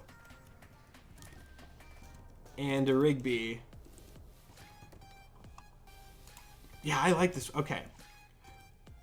Now we're gonna have to figure out a little bit of determining as can Toodles manifest anything that he needs? My views plummeted. I made that joke and my views tanked. Like 7 people left. Okay, let's see. Is there a better wiki page here? I don't know if there is, but we'll just make this work. Okay, let's see. Toodles is a supercomputer. Good start. He's always shown to come when Mickey and all of his friends call out Toodles. Sometimes he has a face and a personality. Interesting. Toodles will then appear and show the Mouse-Catools for the episode. As downloaded into him from the Mouse-Cadoer? What? What is... What? Okay, whatever. Now, see, that's interesting, though.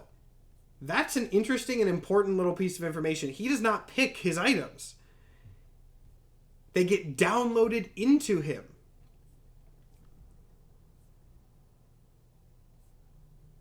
Okay, well, now I'm frustrated. Hold on. Okay. Toodles has shown at least 30 different transformations, and then it says here in parentheses, see the powers and abilities area so far. Where's the powers and abilities area? Oh, here. Okay. Flight, the ability to contain 3, 4, or 5 items within his being. He has super strength. He can also store a helicopter, a space rover, a submarine, a scuba mask, a space jetpack, big wheels, small wheels. Sorry, it distinctly says big wheels and small wheels, not just wheels. Surfboard, roller skate, arms, boots, etc. inside of his little body. It does explicitly say inside of his little body. Okay, so tech, high tech, incredible, like just a little drone, just a super intelligent supercomputer drone that can summon whole helicopters, I guess. This is gonna be a tougher one. All right. Mordecai and Rigby. Now, Mordecai and Rigby, in and of themselves, don't have that much power, but they have incredibly strong resilience, and they also have a good, they have a good handle on getting powerful items. Like, do we count the power? Like, do we say that Mordecai and Rigby have access to the power? I think surely not. Word, now I'm on the Twitch stream. Let's get it. Welcome. I'm glad you're here. My content is, dare I say, better here. Or worse, depending on your taste. Sometimes my internet dies. That's what happened today. Anyway. Oh, you're right. You're right. They do have the death techniques. You're right. Mordecai and Rigby do have the death techniques. Is there a powers and abilities section here? Where is it? Where is it? It's going to be there. It's going to be there. Skills. Yes, Death Kwon Do. They also do have Death Kwon Do. What Death Kwon Do abilities do Mordecai and Rigby know? Rigby has the Death Punch. Mordecai has the Death Block and the Death Jump. Are those the ones that they know? Are those the power techniques that they know? Punch and then block and jump. Death, does it work on robots? I would assume so. Let's look at the Death Kwon Do page, because that's going to be their highest power level. Again, if we assume they don't have the power here. Death Kwon Do. What's the episode?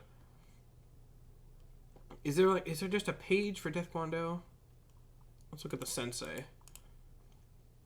Death Kwon Do. There we go. Just had to bounce around a little bit. Okay.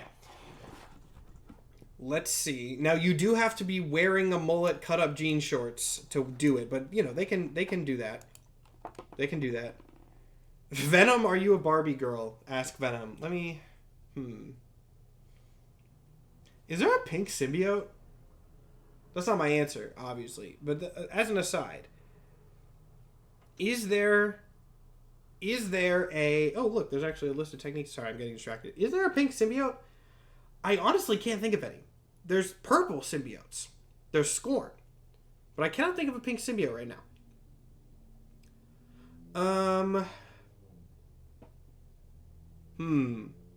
Agony? Oh, I guess Agony is kind of pink. She's like a magenta, like pink, purple. Yeah, okay, I guess that counts. My brain was going to like Barbie bright pink, but yeah, I guess Agony is just a deeper shade of pink. Okay, I did not forget who Agony was. I was just not thinking of that color as pink in the same sense. Anyway, no. Easy. Okay, let's see. What ability? Okay, Death Punch of Death. The move is a punch done from a distance that emits a wave with unbelievable power, shown to tear apart a stone fountain with ease. Its true destructive power can be exploited by making contact. The only known way this move can be defended against is with the death block. Okay, so it says the only way that it can be defended is a death block. Toodles can fly and drop stuff on them. Well, we'll get there in just a second. The death block is a blocking move and the only known method of countering the Death Punch of Death. Considering its impressive defensive ability, it may serve as an all-purpose block. Okay. Now, here's the thing. Yes, you said flying. Toodles can fly. Mordecai knows the death jump, which is incredibly... Like you know how in original Superman comics... Actually, people might not necessarily know this. So here's a fun fact for you. In the earliest Superman comics, Superman did not have the ability to fly. He just had super strength and could jump so far that it was effectively like flying in a lot of cases. That's what Death Jump is. Yeah, Toodles can fly. I think Mordecai can just jump up, power slam him with the Death Punch. So, I think. Oh, they also have this too. The Jumping Kick of Death, first used by Mordecai and Rigby. Jumping Kick. There is also a Death Dump, which we don't know what that is. There is Death Flight. Oh, wait. Though it's not mentioned by name, the Death Flight is first used by Grandmaster Mordecai and Rigby during their final confrontation, so they can also just fly. They have a super-powered defense move. They have a super-powered attack move. Toodles is versatile, but Toodles does not have attacks that we know of. Toodles' attack is just, it's environmental. It's dropping stuff. It's using not necessarily props, but things around. How fast can Toodles fly, though? Because Mickey be calling him and he comes mad fast. That is I like your phrasing. That is a good point. Let's see if there's any sort of discussion of speed here. I'm not seeing any discussion of speed. I think that the lack of direct offense from Toodles means that Toodles is going to lose it. He's got offensive abilities, but all of the offensive abilities are like secondary. They're offensive by proxy. They're not really that powerful offensive directly. So, I think Toodles always has the tools needed, but it's downloaded into him from the other computer. Can Toodles individually summon stuff? I don't know. Also, the death block can probably defend against a nuke. If you've seen the episode, which I'm sure many people have not, when Mordecai is blocking the death punch, they shoot like a crater down to the center of the earth that starts leaking lava into it, and Mordecai's fine. So the defensive power is basically unparalleled. I'm you know what? This is my show, my ruling. That was an unsatisfying thump. That was a little too loud, but we're going to take it. Mordecai and Rigby win. Toodles has the versatility, but Mordecai and Rigby, they just have the offensive power. Ask Venom a question. Would you see Barbie, Oppenheimer, or Barbenheimer? Let me think. This is movie Venom logic here.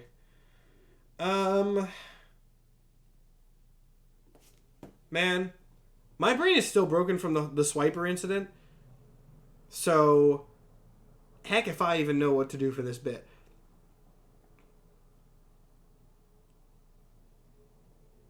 My brain's drawing a blank here. He probably would see Barbie. I mean, I'm just gonna be honest here. I think I would rather watch the movie where people die. That seems more my speed. And I don't know why you people are thinking otherwise. I gotta be honest. You guys like to baby girlify Venom. But let's be honest with ourselves here. He wants to watch the violent one. He wants to watch the violent one. Alright. Battle 10. I'm going to do... Hopefully this will be a quick one, and then I'm going to take a bathroom break. We've got like an hour left of this stream minimum. But I think he would see Barbie to mess with Eddie. I don't think he would see either is the thing. I don't think Venom would be like... I don't know. You know what? I'll go back and rewatch Venom and decide later. I'm not actually going to do that. But, you know, I'll say that I will and then I won't. Battle 10 of the night. Let's see who our contestants are. Catboy. Before anyone gets excited, I did explicitly put PJ Masks on this name because I knew people were going to see Catboy and lose their shit. Catboy from PJ Masks. Yes, his name is Catboy. Anyway, Catboy. Oppenheimer gets loud, Venom got baby ears. That is also fair. Alright, Catboy versus... Also, Catboy's like, he's got actual superpowers. This is not cartoon superpowers. PJ Masks is really a superhero show for kids. Oh, let's go. Oh, this is gonna be... We're taking the bathroom break now. We're taking the bathroom break now because this is one of those moments where I can leave you guys on a good little cliffhanger, go take my break, and no one's gonna leave the chat. These are two actual superheroes with actual powers. Catboy versus Larry Boy. Battle of the Boys. Yeah, perfect. Alright, cool. Cool. Hold on. I'm going to take my bathroom break and refill my water and everything now because I know people are going to leave the chat. Catboy versus Larry Boy, Battle of the Boys when we return. I'm excited for this one. Don't go anywhere. I'll be back in just a sec.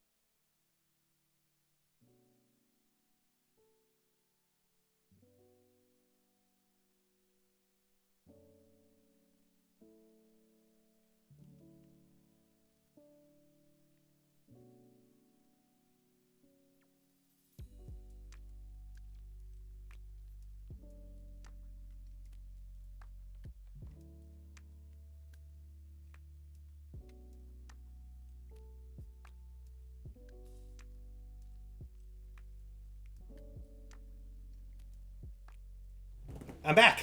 I also restarted the music. I didn't even realize that it ended. My brain has been shattered into a million pieces by this stream, guys. Between the internet and the swiper thing, I've exploded. I've died and exploded, and you are watching my ghost live stream right now. Anyway, hold on. I'm looking at a...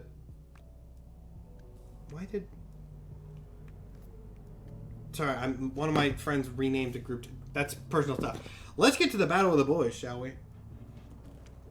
As a reminder, our contestants for Battle 10 is Catboy from PJ Masks versus Larry Boy. Now, if you don't know who Larry Boy is, you guys are in for a treat. Is there any way to request characters for the wheel? The wheels are going to be refreshed at the beginning of streams. So, yes, but not at the moment. Anyway. This is going to be a very good one. We're going to start with Catboy, though. I should be very specific to Google Catboy PJ Masks, or we're going to get some non-relevant answers here. Oh, let me get rid of these old ones.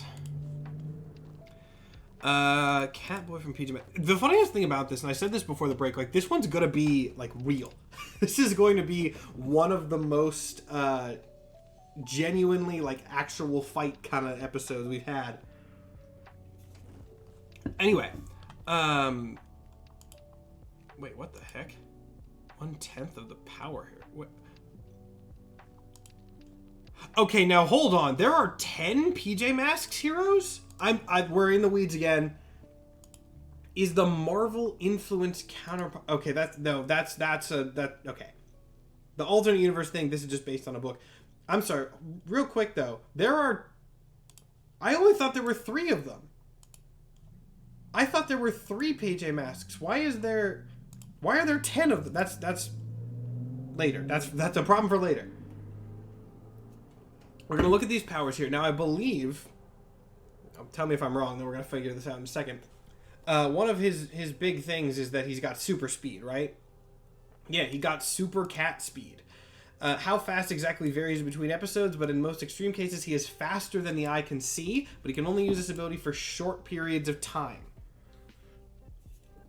With the help of a power crystal, he can travel between dimensions. Not going to worry about that. If he needs a special thing to do it. A side effect of this power is that he can generate lightning while running. It's really funny that this says it's Marvel influenced when this is so clearly the Flash. Like, this is not Marvel influence. This is the Flash. Anyway, he has super hearing, super jump, which is an effect of the speed. This is the interesting secondary power. Catboy can shoot glowing energy stripes that can be used to tie up opponents. He's got the Crimson Bands of Sidorak. There you go, Zapdos. There's a Juggernaut reference in here. Also, he has energy fur balls. So we got super speed, and then we have energy constructs. We're looking at Flash, Green Lantern here. Maybe not that much, but energy constructs, energy blasts, and super speed. That's pretty good. When I told you guys the PJ Masks were real superheroes, like, they got cool powers. They have real powers. Here he is as a guy, and here's his suit. Anyway, Catboy. These are pretty simple. We also have some... What's the cat stripe cane? Whoa, he's got a Zord? Maybe that's actually just a creature. Oh, it's a spirit animal.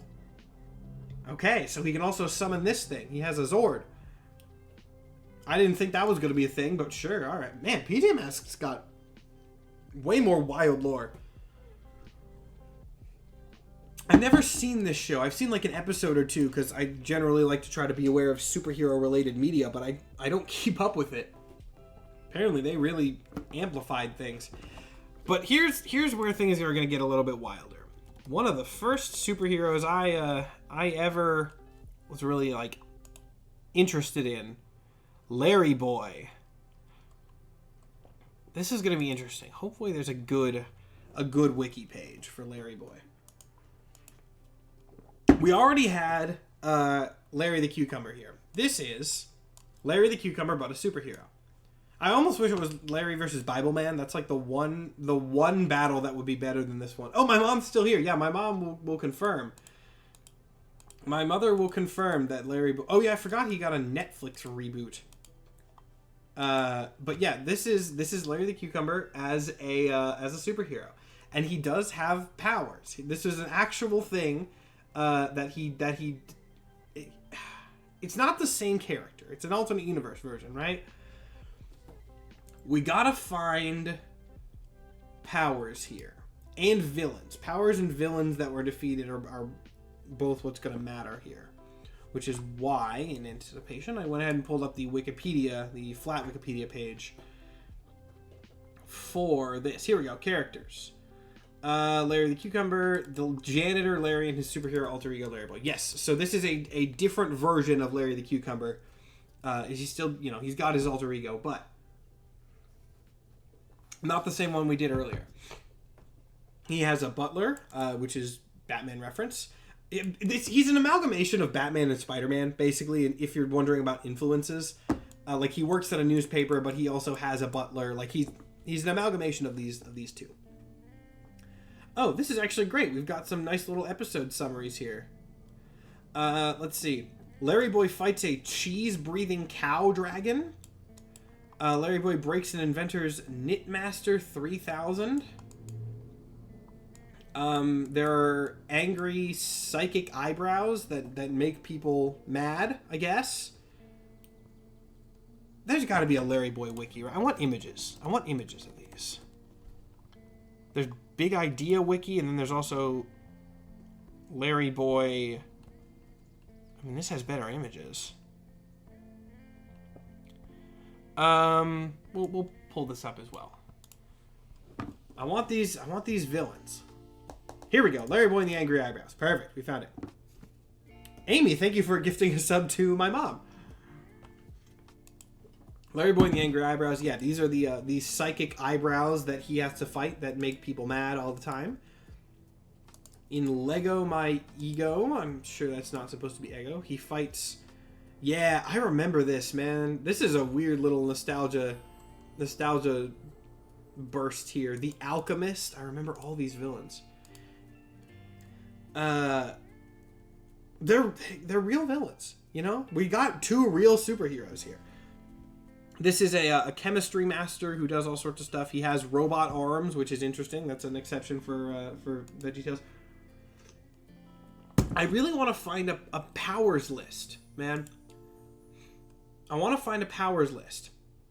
While I'm trying to find that, though, let me go ahead and summarize the main power that he has for you guys. Remember I said this is a partial Spider-Man influence here? These suction cups, they matter. These can fire out from the helmet and stick to... They're web shooters, basically. Now, they're not... They're more like grappling hooks than web shooters, but he uses them to swing around and do things. Yeah. Exactly, Zapdos. He can Spider-Man around with his suction cups. That is one of his big things. And as for other powers, I'm sure he has some other gadgets or something. But I'm not sure where to find this. Maybe I just Google Larry Boy powers. Maybe I'm overthinking this. Larry Boy powers. Fictional characters wiki. One of the weirdest pages that we have ever been to. Lots of history on this channel for fictional characters wiki. Which unfortunately does not seem to have a powers section, unfortunately. Come on, man. There's gotta be powers here. I'm not finding it. I'm not seeing it, guys. I'm There's a fire somewhere. Check if the most visited articles have changed on fictional characters wiki. Okay, hold on.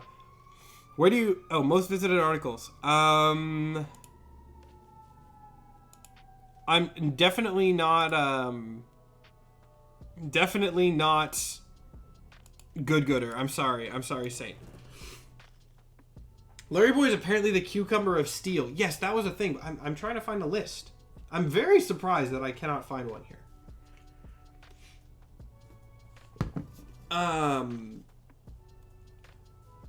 This is so disappointing. This is so disappointing. I could go through and look at every single episode, Fun fact. Explanation. Sucrose is a carbohydrate found in sugarcane or beet sugar. No, Sucrose is a character from Genshin Impact. There's whole transcripts? We can just read out the entire episode? No, we're not doing this. Okay. The weird cucumber wins because he has the power of God and animation on his side. Okay, that's good. That's a good bit.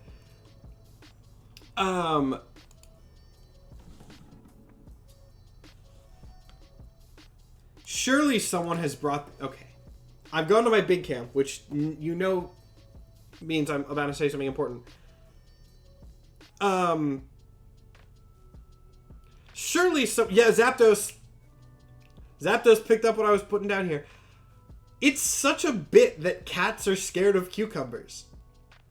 How did it take me 10 minutes of flipping into the air to land at this conclusion?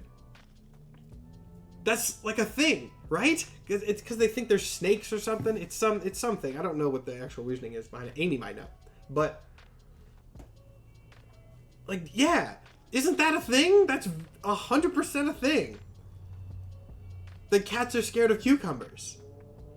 So, Larry Boy is already winning the psychological battle here. So I think Larry Boy wins. I think Larry Boy wins. Yeah. I couldn't find the powers list, but does that even matter? I mean, Catboy's paralyzed with fear. Anyway, I thought that was a worthy enough revelation to go to Big Camera, and I stand by that. But, like, yeah, right? Does Catboy have cat weaknesses? He has energy hairballs. I'm giving him cat traits. It's not a proven thing, if I recall correctly. It just surprises them when they turn around and see something new that wasn't there before. Well, if there's one thing that my Twitch channel is known for, it's going on barely related tangents of researching things that are only slightly relevant to the topic. So, why are cats afraid of cucumbers? Purina. That's probably decently reputable. The mystery of why cats hate cucumbers is normally explained by the natural fear cats have towards snakes. Some experts claim that cats don't actually have a fear of snakes. Cats are...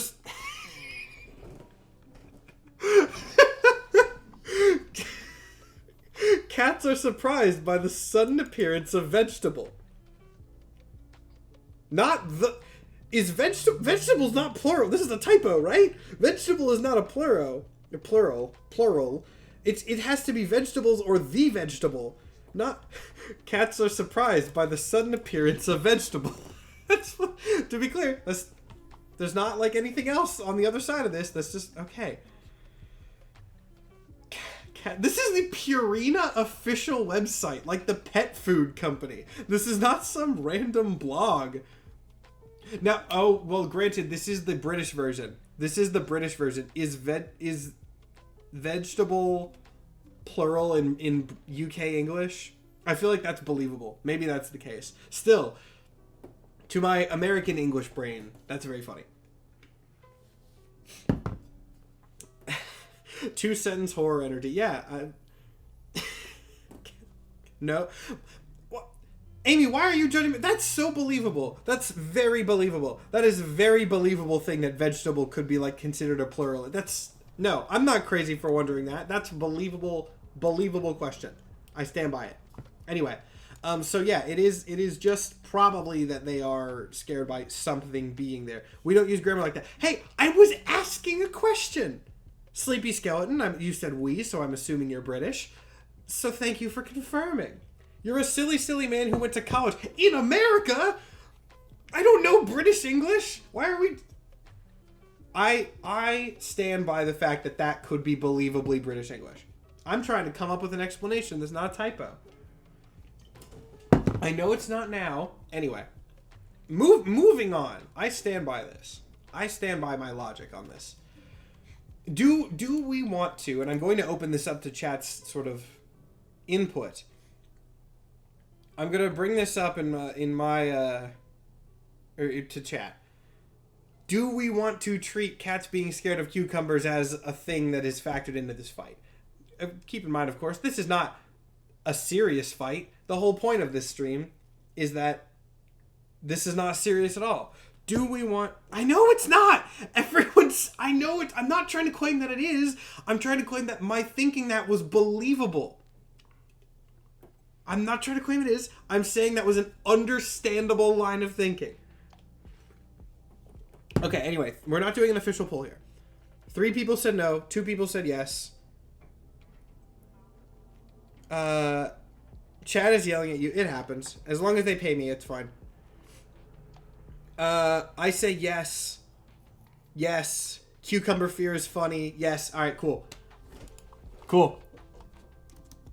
Catboy versus Larry Boy. Battle of the Boys. Larry Boy wins. This is... Okay. No, I really want to go on a tangent about Bible Man right now, but we're going to wait until Bible Man shows up on the wheel. He will show up on the wheel eventually. He will show up on the wheel eventually. If he shows up now, that's going to be the biggest culled shot in the world, and I'm going to be very happy about it. Or I can maybe, just keep spinning until he shows up and then edit it together in the VOD so that there's no record. Regardless, Bible Man time. Called shot, called shot, called shot, called shot, called shot.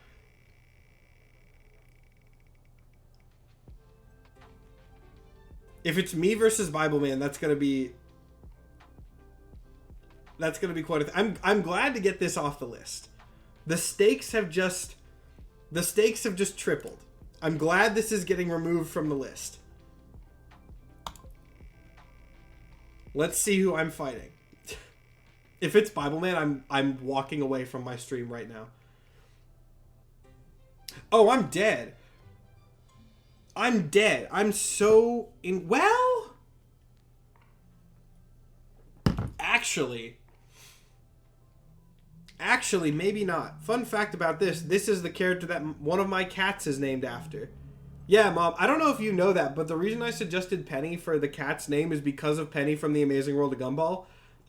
So it's me versus the character that my cat is named after. Now, Zapdos is saying I don't win. This is going to get into some very unethical places, chat. I'm just going to warn you about that right now. But it is... Penny is a shapeshifter. We're saying shellless Penny, I guess. Penny's a shapeshifter, but it's very well established that her shapeshifting powers are often unconscious and connected to her emotional state. So if I can bully Penny enough that she becomes small, do I win? She'd love you that you named your cat after her and turned normal. That's also true. Yeah. No, I declare a retcon. This is you versus your cat. It says The Amazing World of Gumball on the screen. No, this is valid. Okay. So, I mean, yeah. Like, do we think? What if you accidentally make her angry? So, you guys have seen me DM. I can do some emotional story beats when I need to. I can do emotional story beats. I can manipulate people's expectations. I have a whole show on this channel that's going to be resuming later this month, by the way, that's all about gaslighting people. It's wild that I get away with that concept and no one questions me about it ethically. But Canon Clash is just about me lying to people and trying to trick them. This is no prep straight up fight. This is no prep straight up fight. I've seen every episode of this show multiple times. I've seen this show so many times. I could 100%.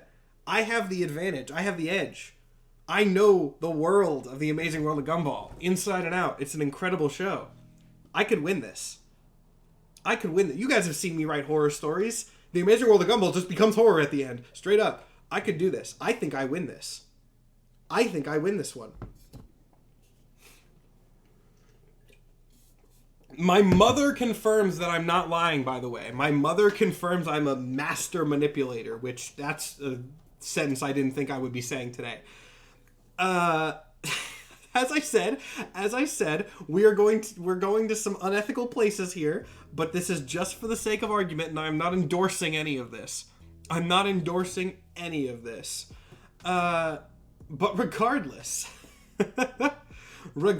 I'm standing by this. I have enough Let's be honest here. Let's be honest here. Yes, be nice. Hey, I'm not complaining about it, I guess. Let's be nice. Wait, not... Well, yes, let's be nice. Let's be honest here.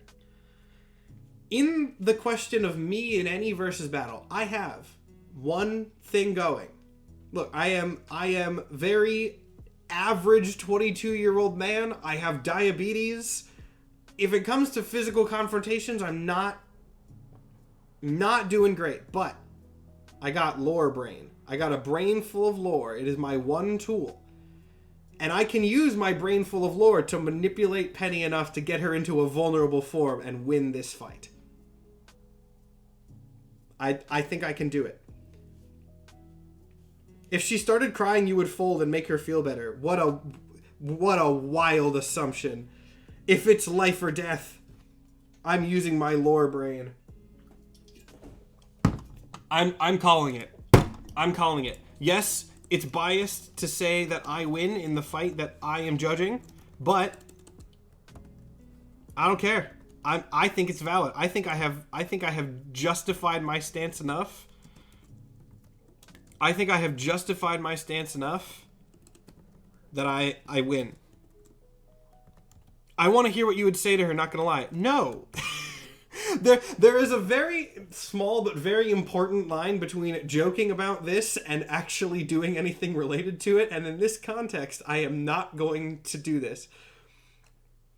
Just one Gumball doesn't love you and she folds. Yeah, I mean exactly that. Like, maybe a little bit more complicated than that, but there's ways. There's ways. I win. I'm so proud. I thought I was gonna get curb stomped. I thought I was gonna get curb stomped whenever I inevitably showed up on the wheel. But no, I win this. We win these. We win these, chat. And now I'm off the wheel. I'm safe. Should I put, like, my friends on here? Should I put, like, Nikhil and Panda on here next time? That'd be really funny. Maybe I'll do that. But we'll deal with that later. Battle 12? I just wrote it down and I already forgot. 12. Battle 12. We got, like, 45 minutes left in the stream, minimum, something like that. I should go longer because of the internet thing, but I kind of want to record tonight, so I probably won't. Carmen Sandiego, a character I have heard of, but do not know much about. One of the requests that was added earlier on this stream. Now, admittedly, I have no idea, like, what Carmen Sandiego's abilities, I'm inclined to not say powers, but abilities are. We're going to find out, though. Roll for combatant. Bible man. Bible man. Bible man.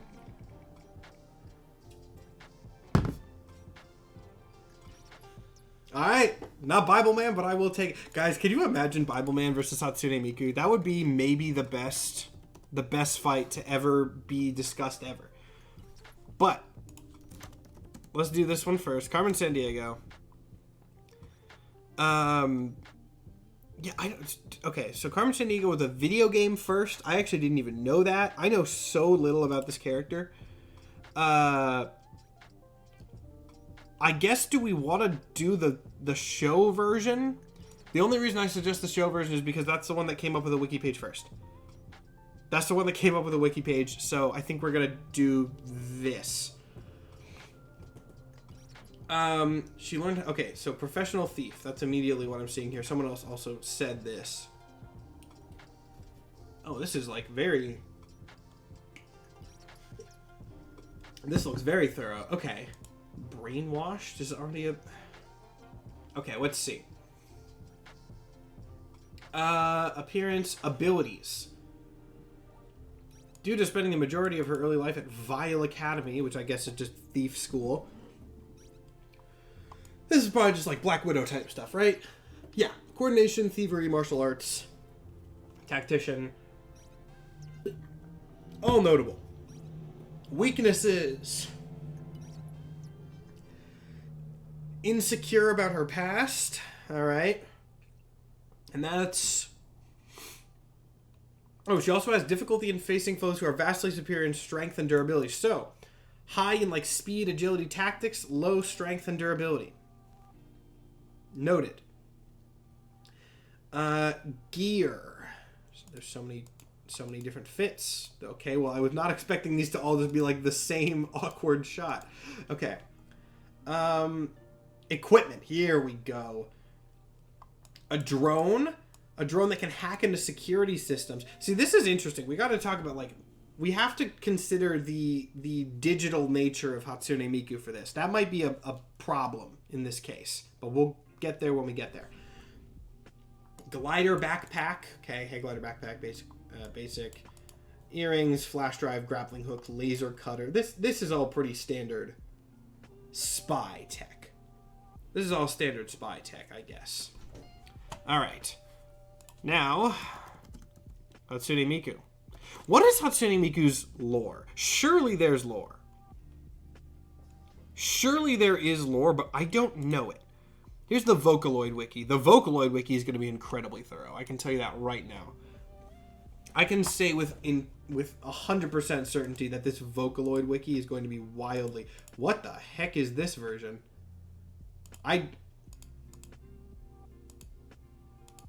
What the heck is that? Okay, anyway. This is gonna be good. Alright, lore. It's gotta be lore. Appearance, history, that's marketing. Maybe there's not lore though. If you go by the stories of the song she sings, Carmen is screwed. That's also maybe true. I do know a little bit. I have like two Hatsune Miku songs on my playlist. 1.5. 1.5.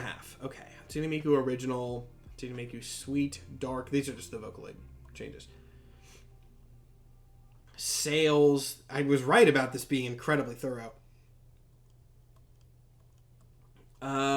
Impact. Miscellaneous. Trivia. I'm just kind of skimming all this because there's so much info, but I'm good at reading fast, so hopefully I'm getting the gist of it. Unfortunately, this was not as helpful as I was necessarily hoping it to be. Maybe we go to songs? I don't know why I thought that would be helpful.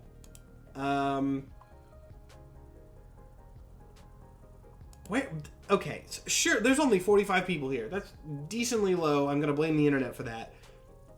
Someone explain to me what the lore of Hatsune Miku is. There's gotta be that. There's one she sings where she's a princess basically representing sloth and she poisons her entire city and kills them all. What song? Are we counting retroactively becoming the creator of works with controversial creators as one of Hatsune Miku's abilities? No, but that would be very funny. How do you have half a song on your playlist? It's the Set It Off it's the Set It Off song that has Hatsune Miku on it, and it's a later cover. So I'm counting it as not half a song, I'm counting it as half a Hatsune Miku song, if that makes sense.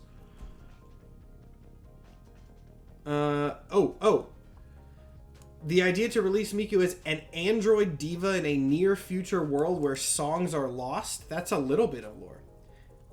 It's part of a series, the Evilus series? What? Okay. So, here's the thing that's important, though. I found the piece of information that I was very specifically looking for. Which is an android diva. That's what I was looking for. I was wanting to confirm that Hatsune Miku as the character is robotic or digital. Because I was not sure if that was the case, right? And this has confirmed this. So, hacking.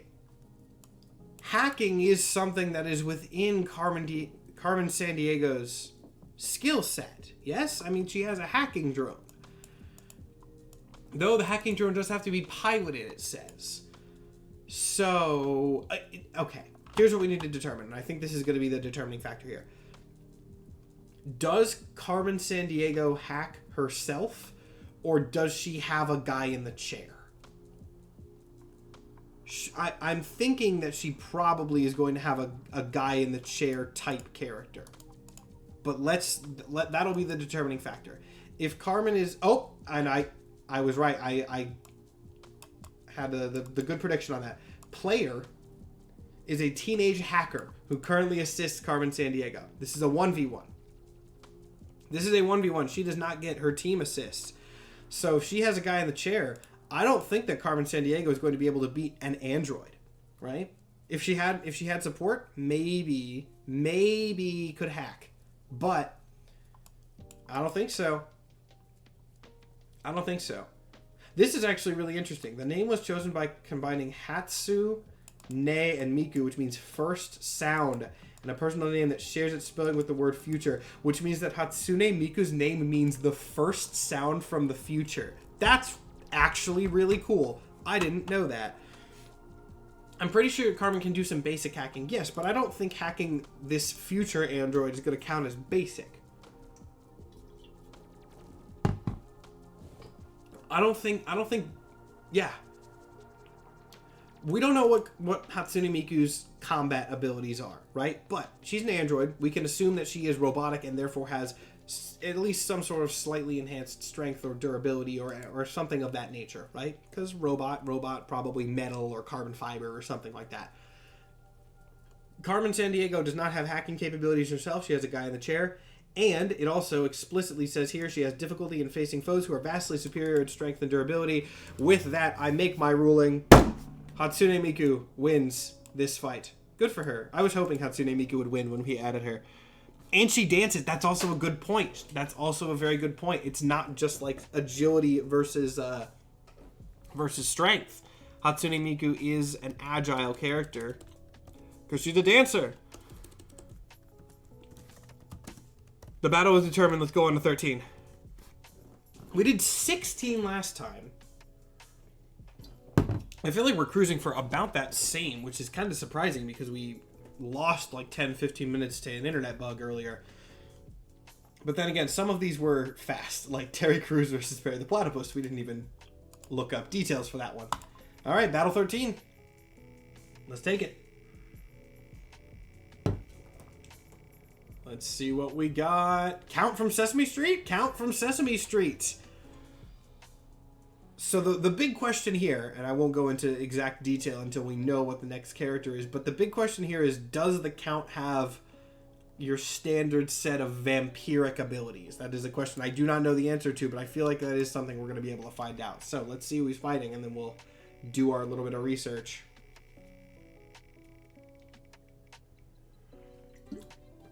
Oh boy, one of the weirdest pulls. One of the weirdest pulls. People are saying he's not a vampire, he is vampire-like. What?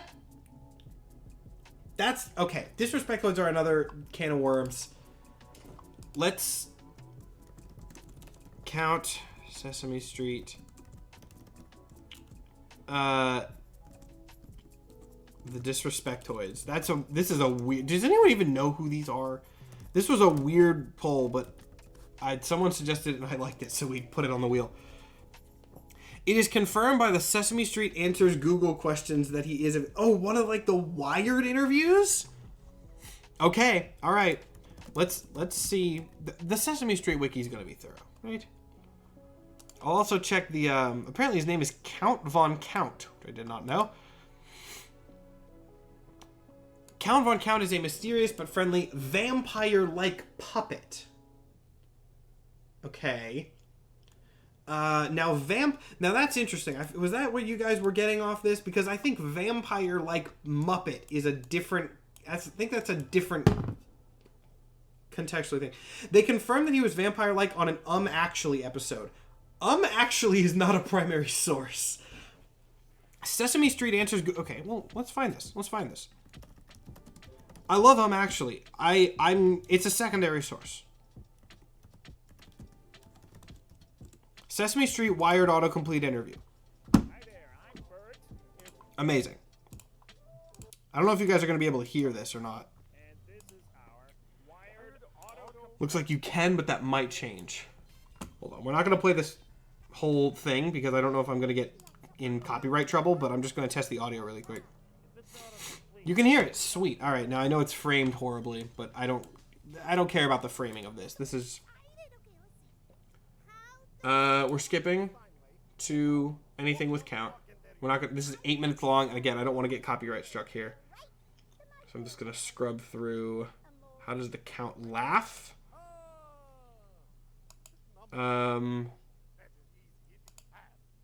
What is Count's favorite number? Is. It's got to be the is one, right? Is the Count from Sesame Street a vampire? I know you guys can barely hear. Again, it's because it's coming through the same engine that does my music. I'll confirm it. Again, I'm gonna be safe with copyright stuff and not have the volume up high, especially because what were you guys even there to hear? You were scrubbing through. You'll hear this quiet. I'll hear it insanely loud in my ears because my system is screwed up. All right, let's find out.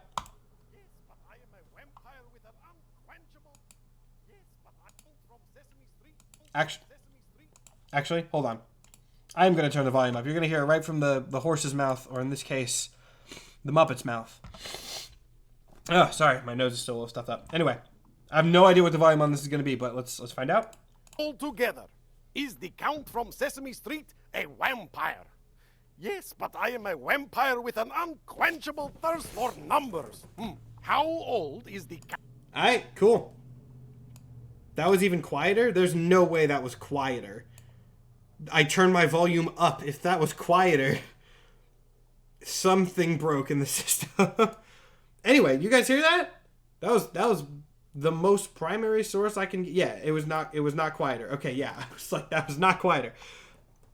Anyway, turn the music back on. I forgot that was going through mine. Okay, there we go. So that does confirm. That's the most primary source we got. Also, yeah, Amy says, actually is great. Actually does 100% work on, like, the level of research thoroughness that I am putting in right now, and apparently right now at least a little bit less. So, he is a vampire.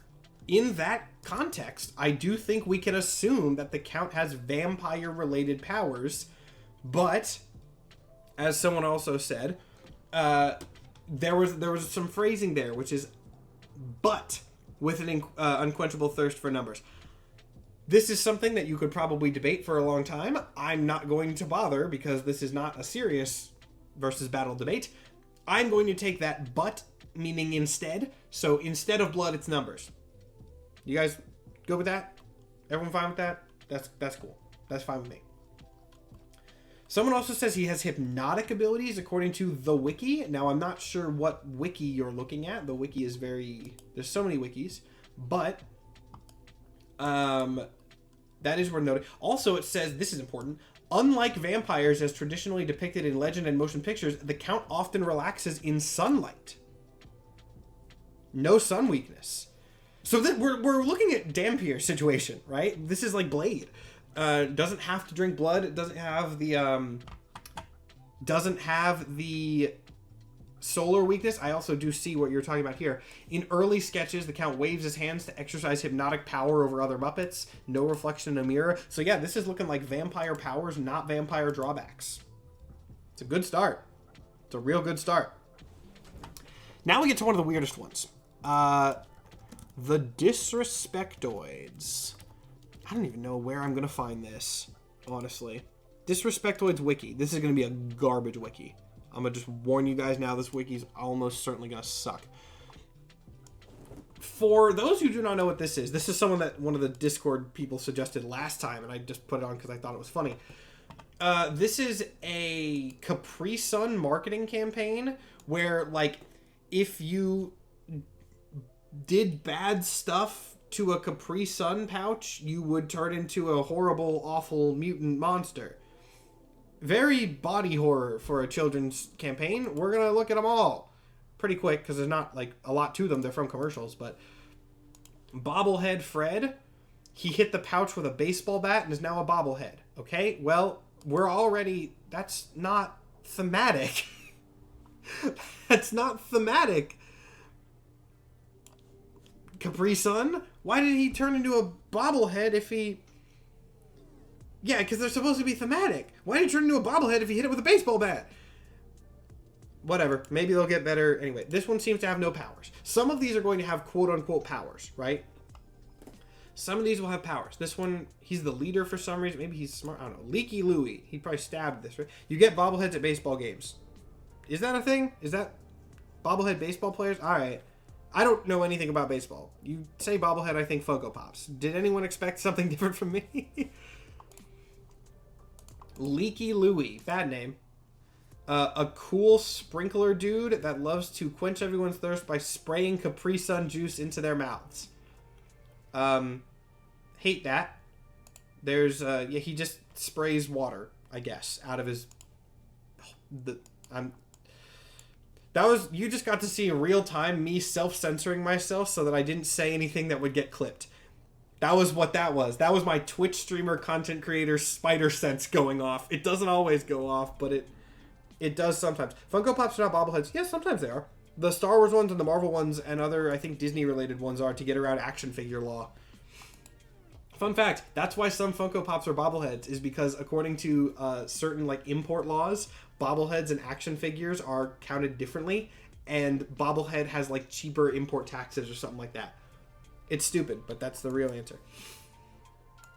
Whoopi Kushner. So the first power we're dealing with right now is like mild water. If someone can bless Leaky Louie and make him spray holy water, that's notable. She has... These are so low res. She has whoopee cushions for feet. This is very... When you think about the implications of this, it's very horrible, and I do not like it. Okay, so that's nothing. Whoopee cushions for hands and feet is nothing. Chuck the Clucker. Bad name. Shoot eggs out of his butt. He got a chicken legs. He's got chicken legs. That's nothing. Nothing that can beat a vampire. Remember, we are looking for things that can beat vampires. Boing Boing Betty. Ugh. I don't like this one. This one is scary looking. Yeah, not... These are very terrifying. I do remember these scaring me when I was a kid. Okay, not anything that can beat a vampire. No. Handlebar Harry. Turned into a dirt bike man. It's so small. Again, nothing... He is the fastest because his limbs are wheels. Alright, so he's one of the few that has some level of power. He's got speed, not vampire speed. Balloona Luna! Luna, what'd you do? Turned into a balloon person, apparently. This really is scary. I do not like this. Powers are... Oh my god. Ugh. Ugh. Ugh. Okay, no powers. I thought at least one of these was going to have, like, abilities. Chewy Stewie, which I really don't even want to... There's no way this is good, right? There's no way clicking on a link on the internet that says Chewy Stewie is going to bring me to anywhere positive for the world, but I'm doing it anyway. Oh, he's a dog chew toy. Okay, that's not... That one's lame. Not that the others have been anything other than lame, but, like, I was expecting something different for this. Yeah, okay, that one's bad. He just has big ears. He doesn't look like a chew toy. Sandy Mandy? Her body gets turned into sand. She's Sandman. This is horrifying. Like, this genuine... The girl just turns into sand? See, this one is less bad. It's very funny that you look at these with the cartoon ones. They realized how scary the concept was and they toned it way down.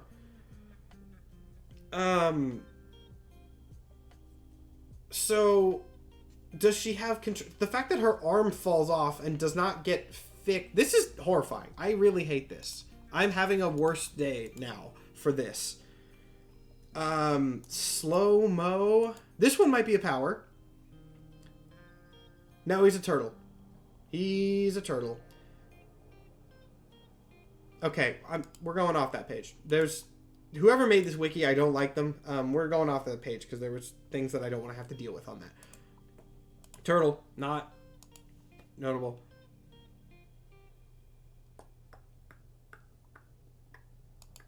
They stepped on the pouch at the same time and they got fused. I really don't... I want to stop, but at this point we're, not gambler's fallacy, sunk cost fallacy. We're continuing. I really don't think that any of these last three are going to be able to defeat the count, and I'm so rooting for the count here, because I hate this.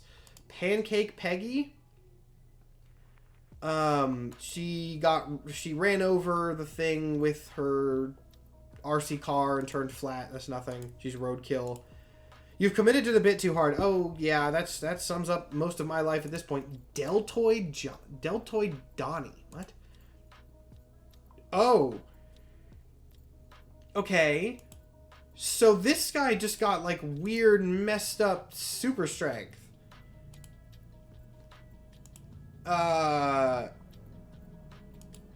Okay, so this was a notably different one than the rest of these. Closest one to superpowers, but definitely not vampire fighting superpowers. Top-heavy Deltoid Man is not vampire defeating power. He's the best one. Sousaphone Simon.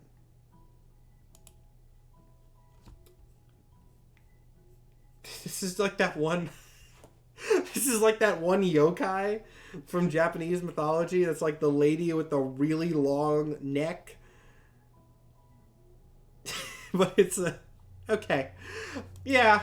The Count wins and the audience loses.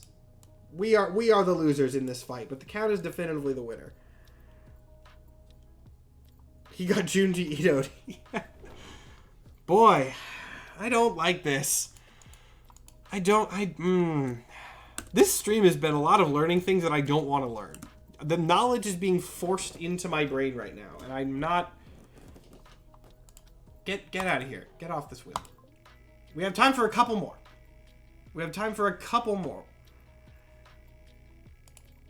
Oh my goodness. Shigo! Someone's gonna yell at me for this. I've never seen Kim Possible. So I don't know what power level we're working with here. But this will be interesting. Shigo versus... Spin that wheel. Oh, I guess I didn't... Well, I thought I took her off the wheel, but I didn't. Reroll... I wish it would tell me how many active ones there are, because it just tells me the total. And I gotta go remove them in manually. Oh! We were a millimeter away. Chad, I'm going to propose something to you. Right now. You guys cannot see it on your screen. It is cut off by the border. But this one would not be interesting. Shigo is going to kill this dog. That's the end of the debate. But I am proposing that we tilt the wheel a millimeter over to the next option over, because as Zapdos just pointed out, the next one over was Nicole Watterson. And I do think we will have more fun on Shigo versus Nicole Watterson over Blue from Blues. All right, so Blue stays on the list. Shigo versus... This might be the last one of the night, because I feel like this one's going to take some time. Shigo first, because I got to learn... I don't even know. Does Shigo have, like, powers? I genuinely don't even know. I don't know if she has powers or just, like, gadgets. I have absolutely no idea. Shigo, Disney Wiki. There might be a Kim Possible Wiki that will be more thorough. Shigo and Kim Possible Wiki. Let me compare which one of these I want to use. Kim Possible Wiki for sure. Is this centered enough? It's centered fine. Okay, she is definitely super powered. Okay. So, I saw a powers section. Oh, it's thorough. Good, it's thorough. Okay, so Shigo's powers. Energy projection. The ability to manipulate and generate bright green energy with her hands. It can be used to heat or melt anything she touches. She can fire bolts, beams. So Captain Marvel. What I'm hearing is Captain Marvel. Not flight necessarily, at least not... no, does not look like flight, but I'm seeing Captain Marvel here. Enhanced durability. Shigo was an incredibly durable individual, able to withstand wide array of punishments on a regular basis. She survived being kicked off a building, slammed into an electrical tower. Okay. And then Team Go's powers, but that's just temporary, so we're not going to worry about it. She's an effective fighter, well-trained, espionage. All right, so I'm seeing like Black Widow, Captain Marvel. Is that fair? People who know more about Shigo than I do. Is the analysis of Black Widow, Captain Marvel accurate? Just powers-wise. Just powers-wise. Team Go is a relative to... Yeah, I started reading it and then I saw temporarily, so we're not going to worry about that. That's fair, yes. Okay, so this is going to be genuinely the toughest fight in the show. Like, the most... Okay. Okay. I just learned something else that I didn't want to know, but I'm going to keep that one to myself. Anyway, let's look. Is there a powers section for her? I know we don't really need it. Abilities. Abilities is one. So, there's a lot of powers here. Because Nicole has Toon Force, but also like Toon Force kind of differently. Yes, the mom from Gumball. For those who have not seen The Amazing World of Gumball, Nicole Watterson has an anime fight.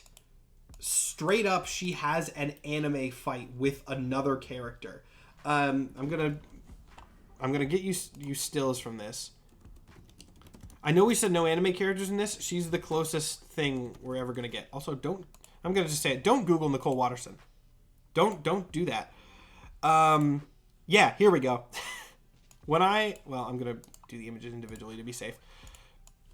And when I tell you she had an anime fight, I mean she had a straight up anime styled fight. Like, the art style changed for the fight, and not just oh yeah, she had a martial arts battle with somebody. Nicole Watterson in the show 100% canonically has a straight up full on anime battle with another character. She is a super well trained martial artist. She also has like Hulk abilities. She is the strongest character. It was animated by Studio 4C. I didn't actually know that.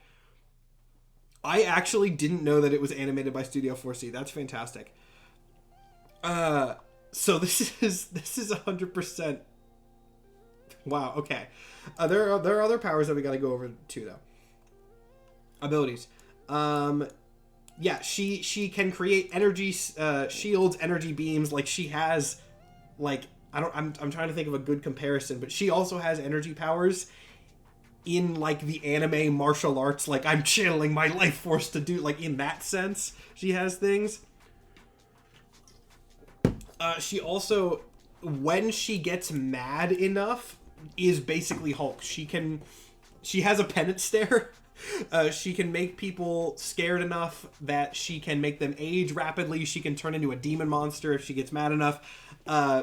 She is anime Hulk. She is anime fighting Hulk. It's good. She got good powers. So here's I am well on the side of Nicole here, because I've seen The Amazing World of Gumball many times through. It's a fantastic show. I highly recommend it. They really just did whatever they wanted in the later seasons, and it shows, and it's very fun. But here's the question, right? Does Shigo lose to Kim Possible? Because I feel like looking at these, right? Like, just looking at these power lists for Shigo and knowing what Nicole's powers are, I feel like they're comparable. But also, I know that by virtue of her being the antagonist to Kim Possible, Shigo probably loses to Kim? Right? Does she lose?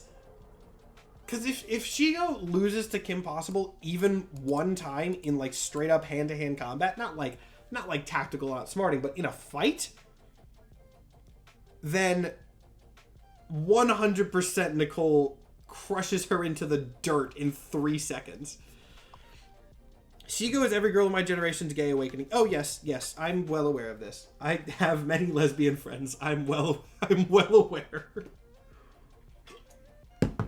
Shigo normally fights Kim, but rarely outright loses.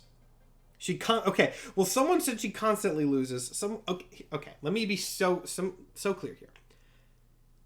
If Shigo and Kim Possible are just fighting, just head-to-head fighting, no plans in play, no greater mastermind shenanigans going on, no prep time, no tactics, does Shigo lose? Because that's the question right there. If Shigo fights Kim just head-on 1-to-1, does Shigo ever lose? Because Kim Possible, to my knowledge, does not have any powers. She might have some gadgets, but she does not have powers. Yes, kind of 50-50. Not 50-50. I don't care about that. If there is a reality in which Shigo loses a fight to Kim Possible, Nicole Waterson immediately defeats her. Right? Throughout the series, Shigo's repeatedly defeated by Kim Possible and sent back to jail. But in one-on-one head-to-head fights? I'm not talking they beat the villain and send her to jail. I'm talking they are fighting who wins. Ron isn't normally enough of a distraction. Okay, see, distractions are another thing. No distractions. I mean, okay, no, because polls won't be helpful here. Kim outsmarts and Shigo just leaves, but she doesn't lose a physical fight. See, yes, thank you, Ebony. That is what I am talking. In a straight up 1v1 physical fight, if Shigo loses to Kim, this is so incredibly done. If that is not the case, I think that this is more of a fight. Let me look. Oh, wait. Okay, now this is interesting. While known to be virtually fearless, Shigo has displayed fear twice. The common element of both implies Shigo has a healthy respect for dangerous animals, that is being sharks and alligators. If you are not afraid of Nicole, some of her other powers don't matter as much. And I think, well, I mean, like, would Shigo be scared for, like, lions, big cats? I'm skimming through these trivia facts to see what I can do. I like how there's a specific trivia thing that says Shigo was wearing a dress in 3 episodes, and then it has 5 episodes listed. These 3 episodes. First off, it's funny that that's even trivia. Secondly, that is 5. Okay. So if Shigo is not afraid of Nicole, the penance stare doesn't matter. That's out, right? I think this is just an anime fight, right? This is tough. This is tough. I think this is close. Now she does actually have superpowers. This is interesting. It says that they were originally stated to be from her gloves, but it was retconned, and now her powers are an actual superpower. Okay. Noteworthy. She's an elite hand-to-hand combatant. Okay. She regularly defeats trained guards, operatives, and heroes. So she is well trained. Interesting. This is. She goes very emo too. Yeah. I have many lesbian friends. I'm well aware of the type that we're talking about here.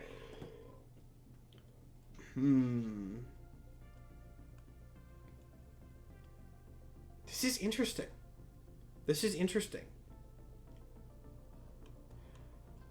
They're very. I mean, I think Nicole does take it. I think it's close. Like, this is not a curb stomp like we've seen many other times on this episode of this series alone. This is not a curb stomp. This is a fight, right? This is a fight. But I do think that this is a fight that Nicole is going to win. Nicole is wildly strong. Yeah, I mean, she's run faster than the speed of sound in one case. Yeah. I do think that even with Shigo's not being afraid of Nicole, I think Nicole's going to win it. Nicole just beats it barely simply because she has Toon Force on her side. The thing about Nicole is that she doesn't use Toon Force as much as you would expect. She just is strong. She's just an anime character. They honestly would be great friends. I don't know. Would they be friends? I feel like from what I understand about Shigo and like suburban mom would not get along. But yeah, it's a close fight. It's a close fight and a good fight that I would want to see. But I do think that Nicole Watterson is going to take it. They would not be friends. Yeah, I don't think. Oh, that's an okay. Adam of Pluto. Interesting point. Shigo likes to trash talk, and that would make Nicole strong enough to win. Yeah. Okay, that's also a vibe. If they wouldn't get along, that would make Nicole angry. I think Nicole wins it. Do we want to end it there?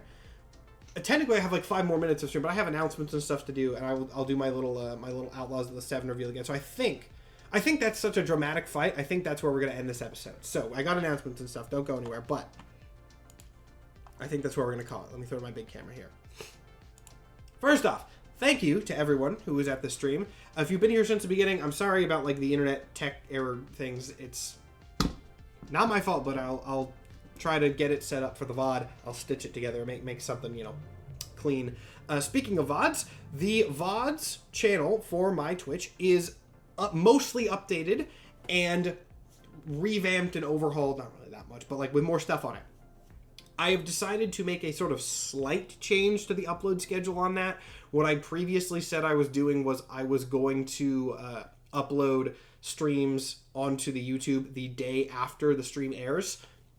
And then I got behind because I had a cold, and I realized that might actually be a better plan. So what we're going to be doing now is, and I'll come up with a better way to word this, but the day after streams, the previous stream is going to be uploaded, right? So tomorrow, Monday's stream is going to be uploaded. And then like Sunday, today's stream is going to be uploaded. So it's a stream, it's the day after stream, but it's staggered by 1 to delay it a little more and incentivize more people to come to the lives. Does that make sense? That's what, so, the Monday stream where I did the sort of beginning the rewriting of the Marvel Universe, that's going to be uploaded tomorrow, and that's how we're going to do things from now on. I think that makes sense as to how we're going to do it. Also, if you're not following my YouTube for VODs, please do. There's like 500 people on there right now, so you can get in very early. It is very small. I need to promote it a little bit more on TikTok to get stuff rolling.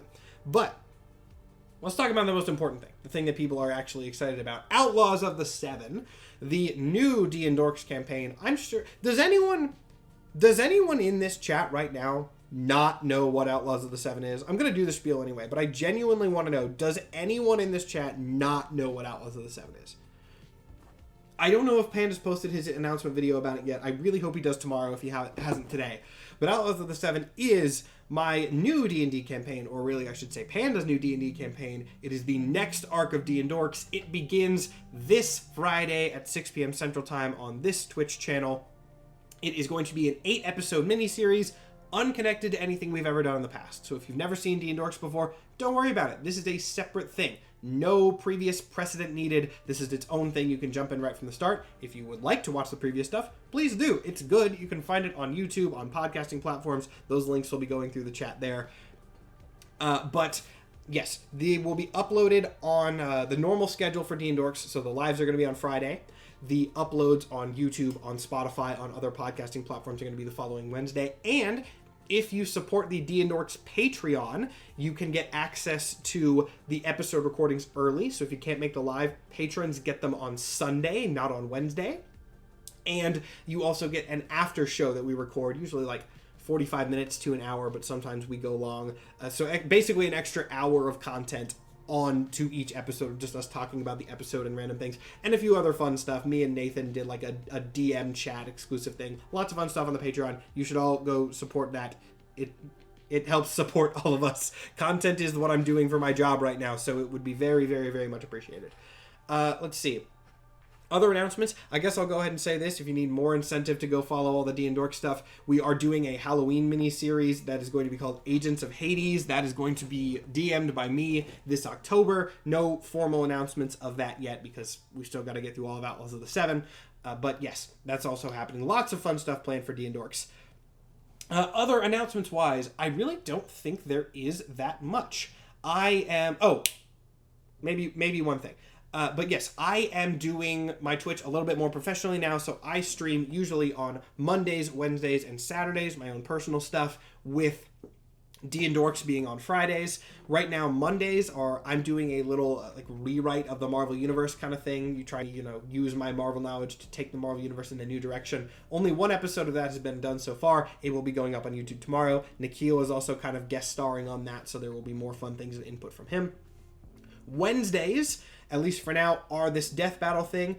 I might take next Wednesday off. I don't know. There is a chance I'm going to take next Wednesday off from streaming. Definitely not because video game expansions that I want to play. I haven't decided yet, but I might take next Wednesday off regardless. I might do something else to fill the slot or do something on a Tuesday or Thursday. Point is, I might take next Wednesday off. D and Dorks on Fridays. Saturdays, right now, are miscellaneous stuff. Canon Clash, my comic book game show, will be returning soon. I think it will probably return first weekend of September. I need to 100% lock that down, but I have another thing that's happening on a Saturday later in the month, so I don't want to start the show and then immediately have to take a week off. So that will probably return September, but Saturday streams are still on since then. I think that's basically all I have to say. I'm working on Patreon and some other content stuff, but there's nothing notable to say about that. So yeah, that'll be it. Thank you all so much for coming into the stream today. I hope you enjoyed. Again, sorry about the tech errors. Sorry about the whole swiper incident. I'm sure you're all worse off for that if you didn't see the swiper incident. Don't worry about it. It'll be in the VOD if you want to give yourself psychic damage later. But regardless, thank you all for watching. I will see you later. Have a good rest of your night.